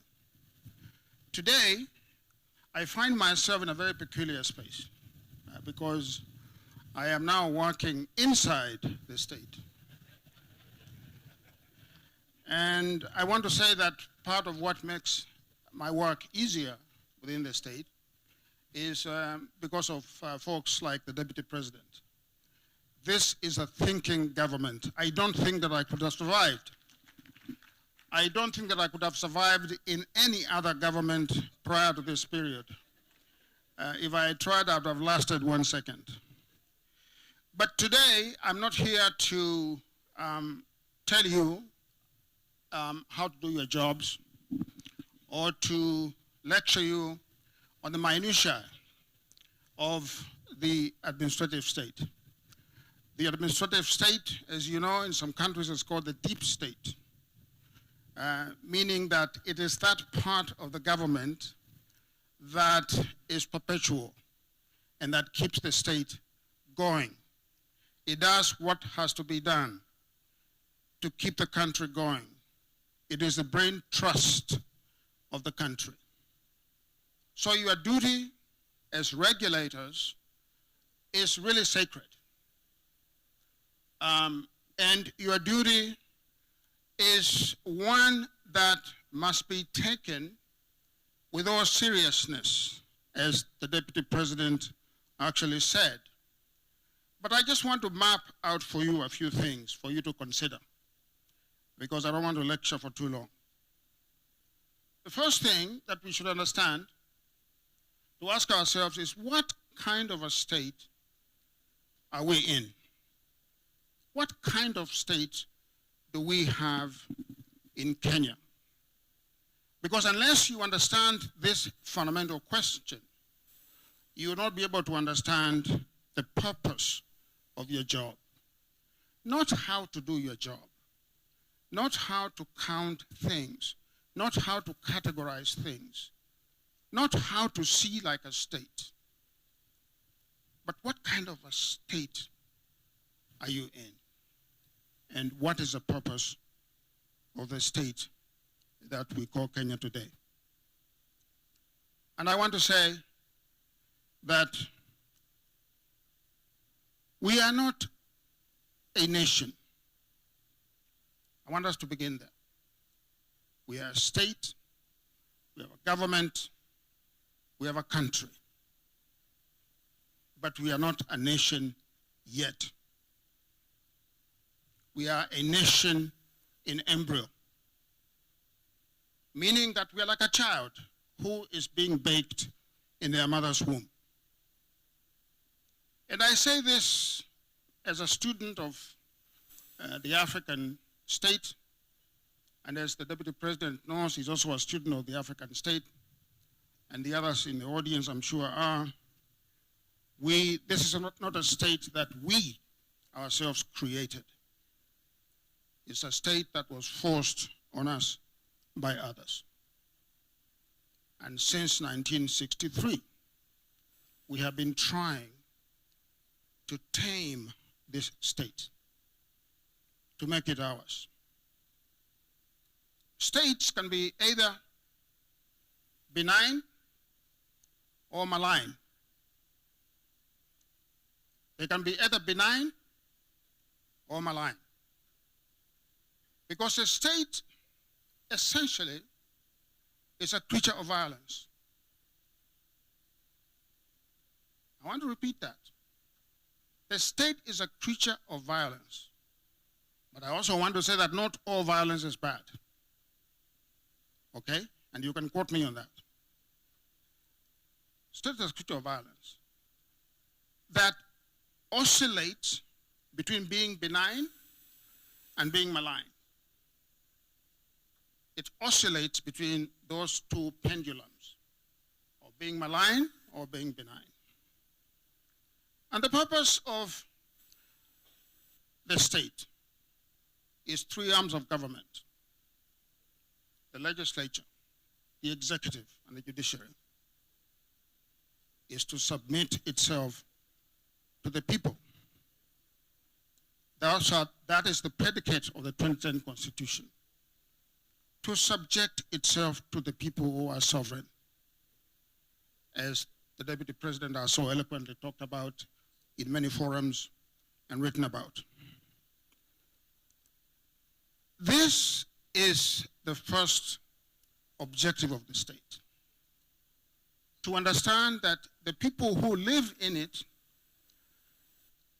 are not subjects, that they are citizens. That the colonial state treated us as subjects. And since 1963, what we've been trying to do is to transform ourselves from subjects to citizens. Subjects have no rights. Citizens do. Subjects do not control their destiny. Citizens do. Subjects do not control their state. Citizens do. So this is one overarching normative lesson that regulatory agencies and authorities must understand. That you are not here to superintend over citizens. You are not here to imagine that you are more important than the citizen, because the highest office in the land is not the office of the president, it's not the office of the deputy president, it is not the office of the directors of agencies. The highest office is the office of the citizen. So this is the fundamental lesson that I think all agencies must understand. And it is a movement, the transformational movement, both culturally, intellectually, and mentally, that agencies must learn to decolonize the state, to decolonize power, to decolonize attitudes of authority. This is the first lesson that we must understand. Because otherwise, the state will become a leviathan. The state will become a leviathan. The leviathan is a sea monster that is very difficult to control. Okay? In a sense, the colonial state was a leviathan. And to a large extent, and I challenge you to think otherwise, or to challenge me back, our post-colonial state, for the most part, has also been a leviathan. So what we did in 2010 was to take both normative, practical, legal, and constitutional steps to transform our state from being a leviathan to being a state of the people, to help us cohere as one nation, to help us develop a national consciousness as a people, what the Germans call a national zeitgeist, a national consciousness, which says that we are Kenyans. We are Kenyans, whether we come from Tharaka Nithi, whether we come from Kitui, whether we come from Samburu, whether we come from Wajir. We are Kenyans. And without that fundamental belief and submission to that notion, and the transfer of our loyalties from our identities into the idea of Kenya, your regulatory agencies will not perform because you'll be tribalized. You'll be driven by ethnic calumny and bias.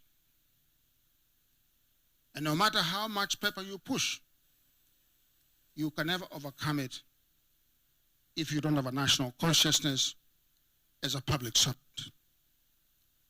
You must have that zeitgeist as a Kenyan. That is number one. Number two, the state that we got to defang and reform the post-colonial state, and it's been a very long journey,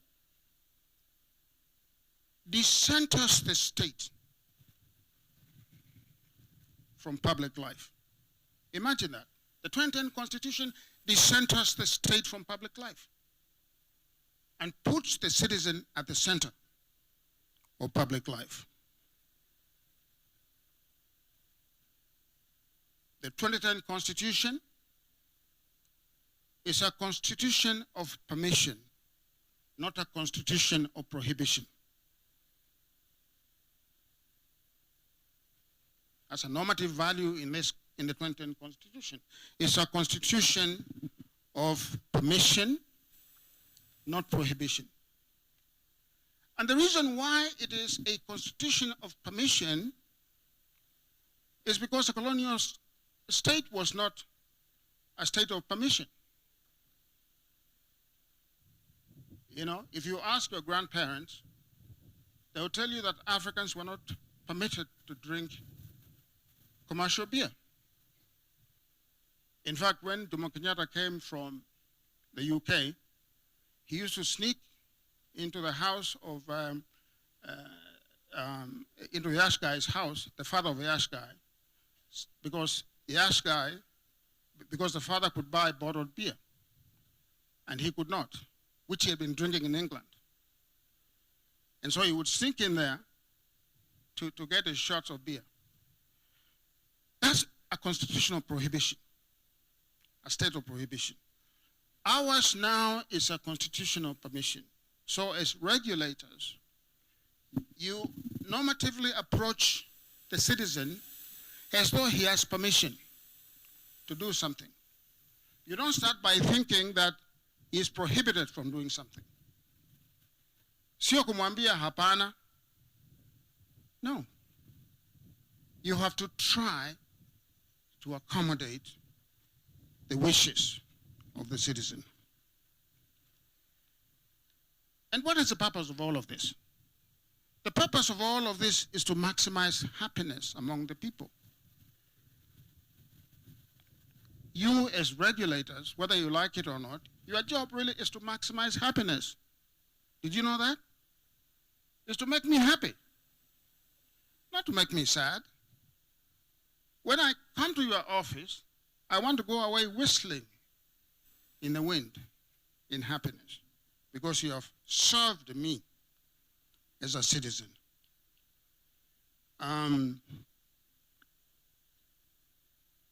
It is a constitution that wants to maximize our potential as individuals. For those who are believers, they will say our God-given potential as citizens. And unless you are fair, unless you apply the law equally and without bias, unless you curb your appetite to be an overlord, you cannot succeed in that mission. The third value in the Constitution is to curb power. We understand curbing power generally in the doctrine of separation of powers, of checks and balances. But that is very abstract because you see courts, you see the executive, and then you see the legislature. But it is really in your institutions as regulators where these matters come to life, where the law is really applied. We can pass all the most beautiful laws in the country. We can have the most beautiful constitution. But unless in your heart the power is curbed, in your heart that you intellectually submit to the constitutional confines of official power, we can never do that. That will lead us to wastage of public resources. It will lead us to corruption. It will lead us to unethical conduct, and it will lead us to corruption. I said that we are a state in embryo, a post-colonial state that is trying to become a nation.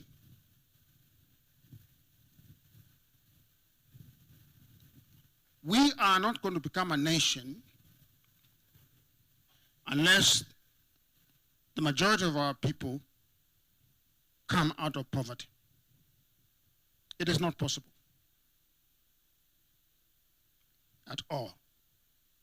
We shall be mired in the third world, and in many cases in Kenya, in the fourth world, because that still does exist in this country. That is not a country that can produce citizens. That country produces subjects. And so your job as regulators is to be a public trust for the resources of this country, as public trust, as a public, so that we can have things to reinvest in our people.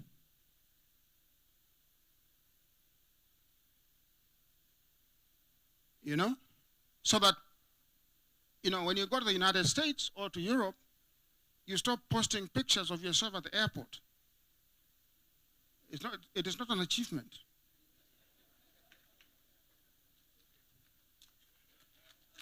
It is not.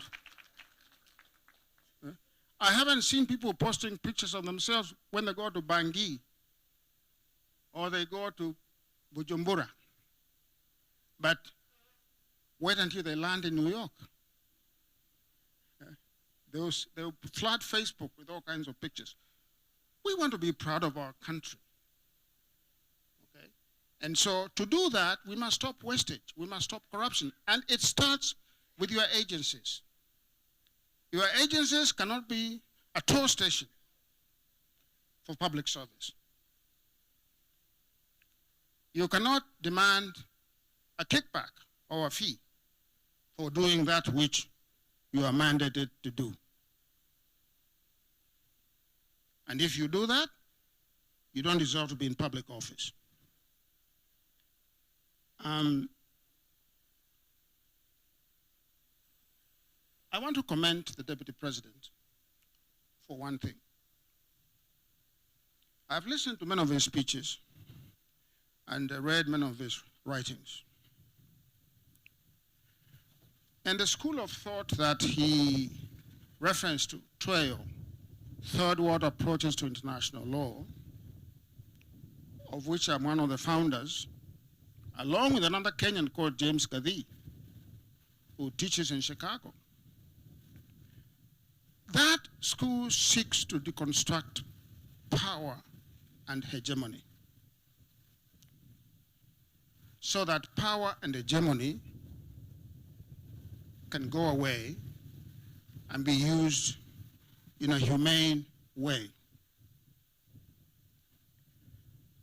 The Deputy President, in his writings, I've distilled his, his philosophy of the state.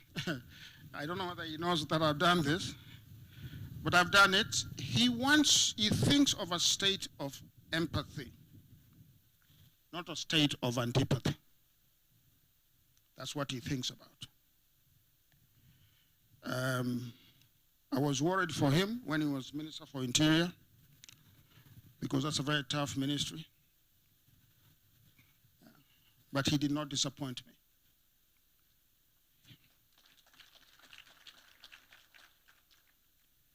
Because also, we must understand that we have a country.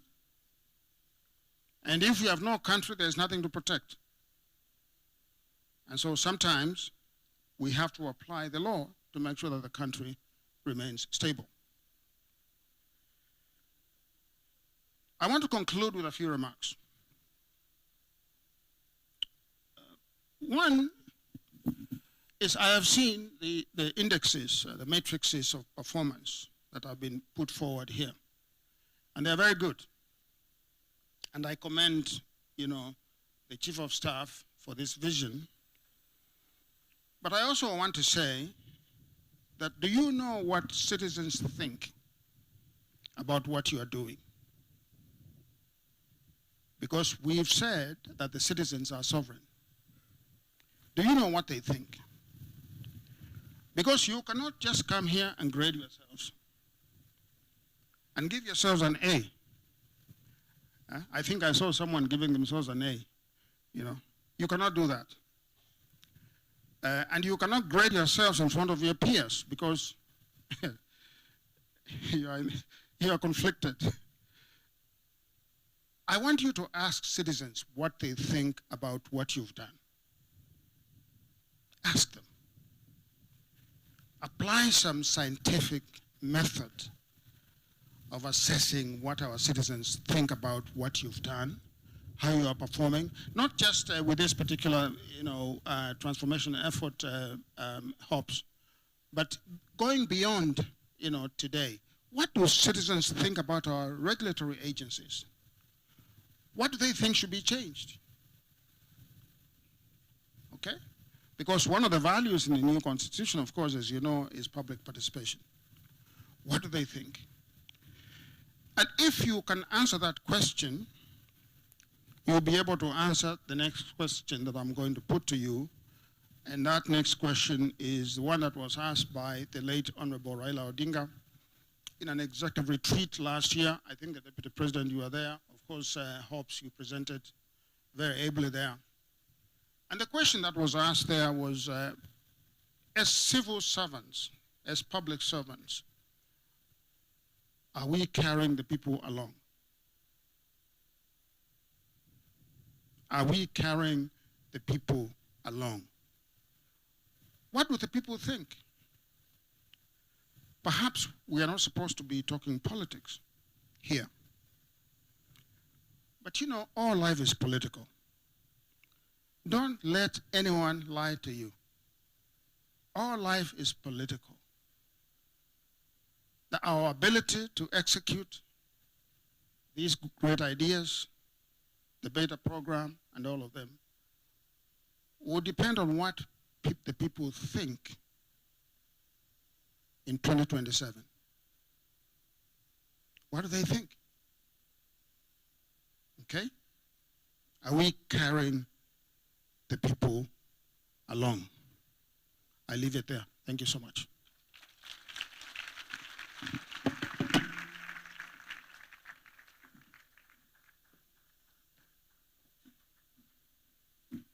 Another round of applause for Professor Makao Mutua. We can do better than that, Jameni.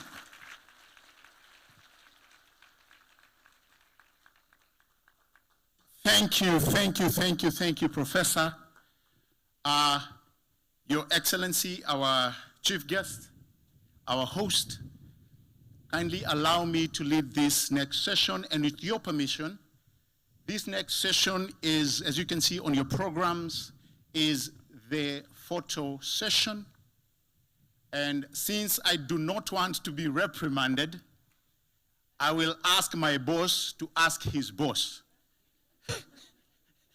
to stand up so he can lead him to where the photo session will be. So let us be upstanding as our host leads our chief guest out, followed by the PSS. Everybody else, kindly remain where you are as we allow that first group to exit. Na tunaweza mpigia makofi anapotoka kwa hema.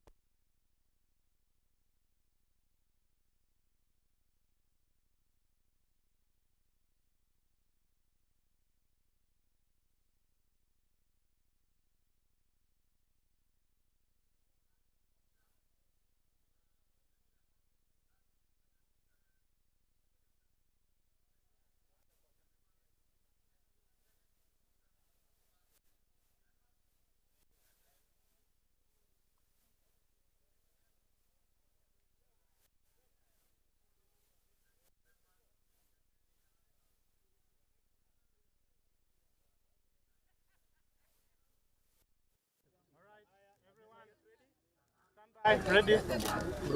And in 3, 2, 1.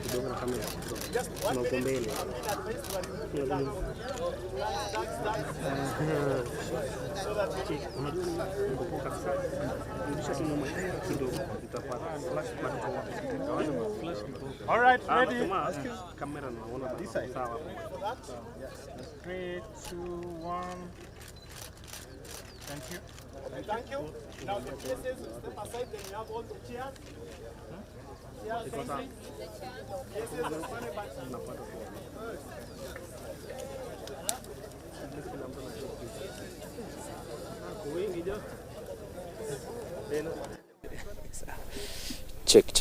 Check.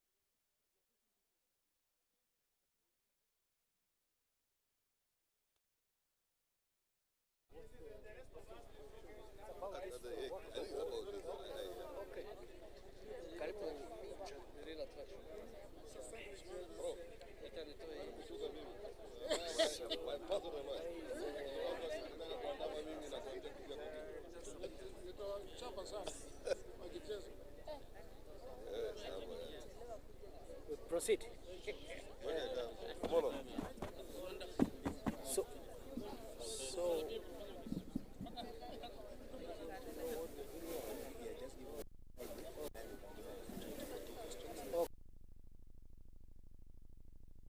Is it morning?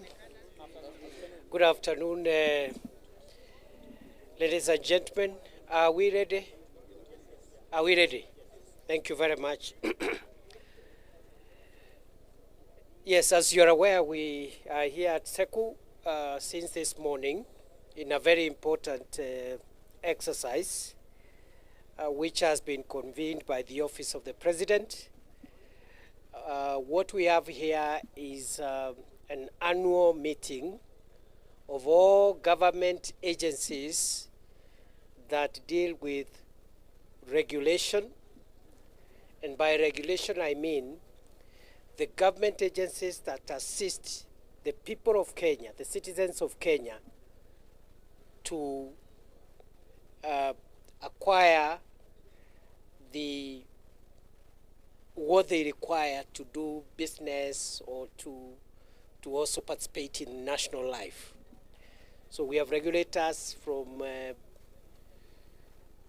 all sectors, from agriculture, energy, food, and so forth and so forth. We have about 127 regulatory agencies that are meeting here. As I have said, this is the third annual meeting where we meet to look at the progress made and the impact we are creating to our people.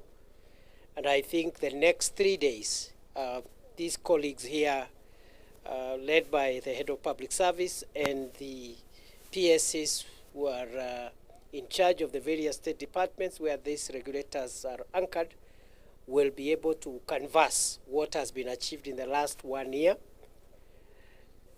The place of what we are discussing here is at the center of our constitutional order and our national life, because citizens of this country interact with government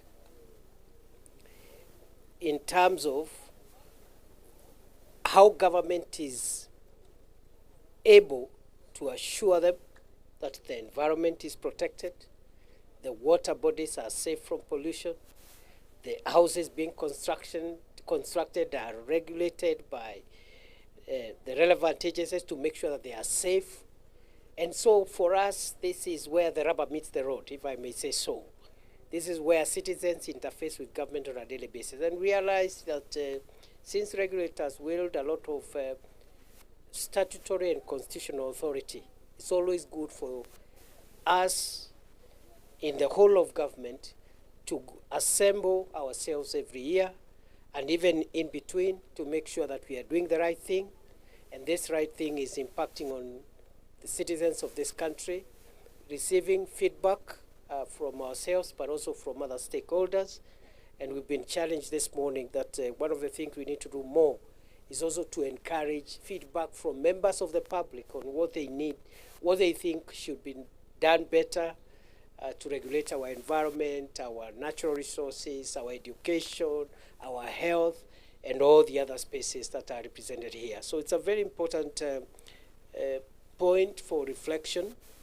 And we've had an opening session this morning where we've been reminded why this is important. We've been reminded that our country is run by a constitution that places the people at the center of everything that we do, and what government functionaries and agencies do or should do is to facilitate the people and not to prohibit the people from realizing their potential. So we've had a very good broad view of things at the start, so that we understand the nature of our country, the constitutional and legal foundations on which it is based, and the ethics and the theory that should help us as public servants to serve the people. Because the people are bigger than government. You know, that's the first lesson we've just been taught by our senior here, Professor Makao Mutua, that the people are superior to government, and government exists to serve the people. Number two, even as we talk about regulation, we are just facilitating the people to realize their socio-economic potential. We are not trying to inhibit them from doing this and doing this. And the presumption is that the citizens are entitled to what they are seeking to do unless there are constraining factors. There is a presumption of the legitimacy of their pursuit. And we've had a very good starting point. And I'm looking forward, although I may not be there throughout, through the colleagues who are remaining behind. We are looking forward to a lot of useful lessons that we can pick as servants of the people, as government functionaries, so that our service delivery ideology is wired in line with the constitutional paradigms that govern our country, so that we don't become the bosses of the people. We become servants of the people as we are, and presume that the people should be given priority over the offices we hold and the functions that we perform in the public sector. So we're very happy to be part of this, and we are grateful to SEKU for giving us this wonderful environment for reflection and for cross-pollination of ideas. We are extremely grateful, and this just speaks to how successful our nation has come, how far we've come.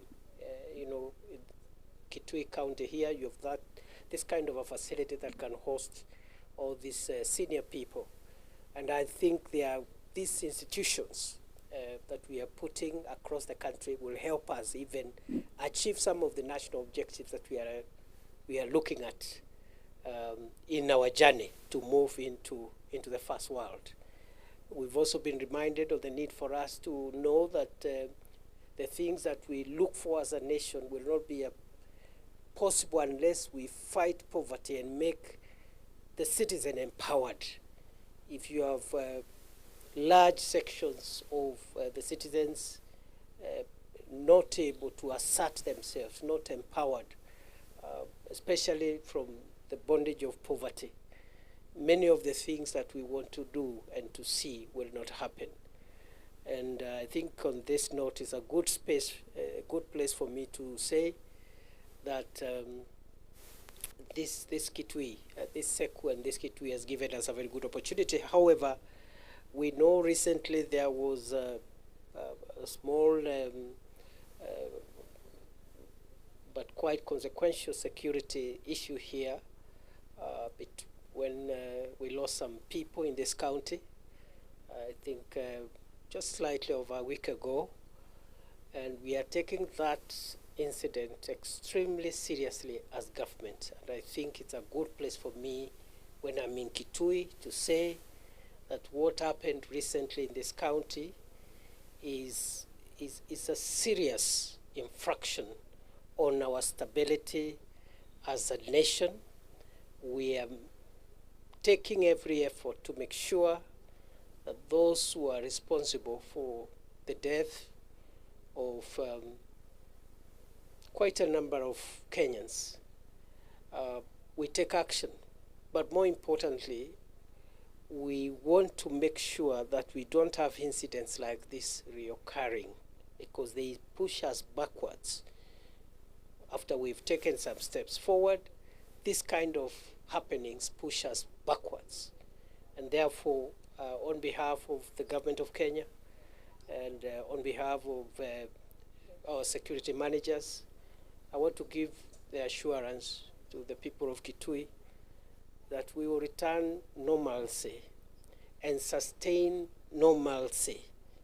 It is barbaric for citizens to kill one another for whatever reason, for people just to wake up and take weapons and go and use those weapons on their own fellow countrymen and women. It is barbaric. It pushes us backwards. And therefore, we are taking that very seriously, and already some progress has been made in terms of accountability, but we will not be satisfied until finally we get rid of ourselves. We get rid of this kind of problems from our midst. And I know, as a former security minister, I've been in this part of the country many times. We've had similar incidents. The current one was between residents of Tana River and residents of Kitui.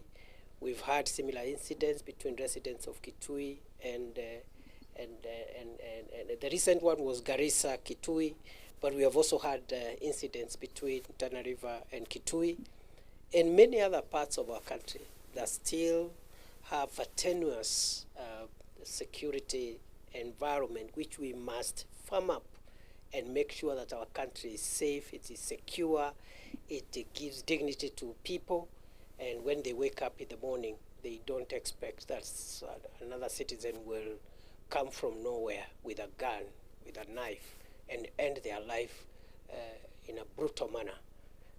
So I thought I should mention that while I'm here, but that is what brought us here. If there is one question, I can take it, because I don't want to keep these colleagues here for long, so that we go back and continue with our deliberations. Your Excellency, speaking about the insecurity in this part of the country, I'm sure you are aware about the number of people who have died.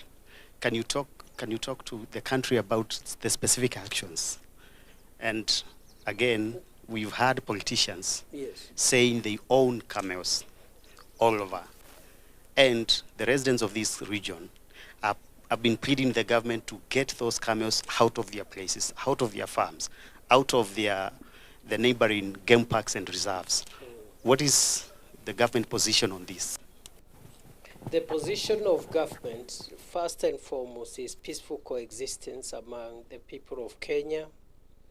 Secondly, the position of government from a security standpoint is that the ever-occurring incidents of conflicts between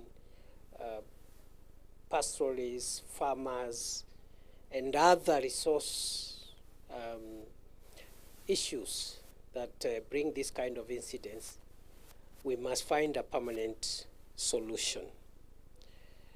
And I don't think anybody has a right to graze another person's crops to save their livestock from death. As much as saving livestock from death is a legitimate objective, it cannot be used as a basis of violating the property rights of other people. We've already started by saying we live in a country that is guided by law and certain constitutional norms. And as much as this constitution empowers every citizen and gives them rights, your right ends at the point where my right starts. And therefore, anybody who thinks they have the right to punch or throw punches in the air must know that that right to throw punches in the air ends where my nose starts. That is the position of government. The position of government is that livestock keepers, farmers, traders, all manner of people have a legitimate right to pursue their socio-economic empowerment, but not at the risk of the rights of other people. So we've made some progress in terms of immediate accountability, but as I've said, it's not enough just to punish the wrongdoer. That's not enough. It's the starting point. The starting point is to make sure that that interface between livestock and crops is sustainably managed. And I think our managers here, security officials, have been instructed on what to do. And the relevant ministry is seized of the matter. And the instructions that the government has given is that that should extend to the other places where we have similar issues, so that we should not just say we are doing this because of Kitui, and then tomorrow something else arises in another part of the country. So that's what we are doing. Maybe one last one. Mr. Deputy President, these repeated killings have happened not once, not twice. Perhaps as a senior government official, could you tell the nation who has been arming these camel pastoralists or whatever they are, and what is the long-term solution that as a government you plan to disarm the pastoralists, or are we going to see another scenario of kicking them out and then coming back again at the same time? Because it has happened while you are still the Interior Minister. And just like that one, Your Excellency, when a senior cabinet secretary goes public to say that he owns camels, is it that not an admission of guilt on the part of government? And how are you dealing with the perception down here? How is owning camels a crime? Because the camels, the owners of those camels are the ones killing people. Let me respond as follows. It creates an image of political instigation and all that. Let me first say that we should not politicize crime. That is the easiest shortcut to losing the war against crime. And for all recurrent crimes, crimes that keeps on reoccurring, whether it's banditry, terrorism, and other forms of organized crime, the easier excuse is the politicization. Instead of breaking down the infrastructure of crime and violence in a long-term manner. And that's why I've insisted on a long-term sustained approach, because even if a particular incident is addressed and people are taken to court and are jailed for life, then tomorrow there will be another attack, and the other day there will be another attack. And I like the way you put it, that we've had a similar incident like that before, and I've been here several times. There are some measures we took that time that gave us quite a lot of progress. But still, the nature of these conflicts and these criminal activities is that they require long-term solutions, which we are working on. And the same way we have been able to suppress banditry significantly, the same way we have been able to suppress terrorism in the Boni Enclave, northern Kenya for a while.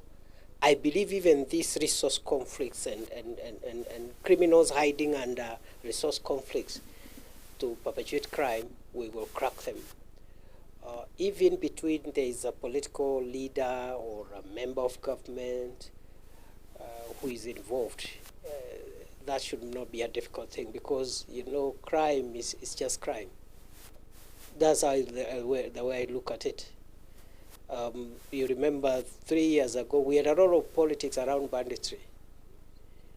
But that politics, we were able to keep away and take it away from that problem that was affecting our people. So I want to assure the people of Kitui, we will make sure you're safe. The government has directed all those who are responsible to make sure that this should not be treated as just an incident, but it should be seen as a window to firm our hand as government, not for Kitui County alone, but for the rest of the country. And nobody, as I have said, has a right to infringe on the right of others simply because they are pursuing their rights. Thank you very much. Have a good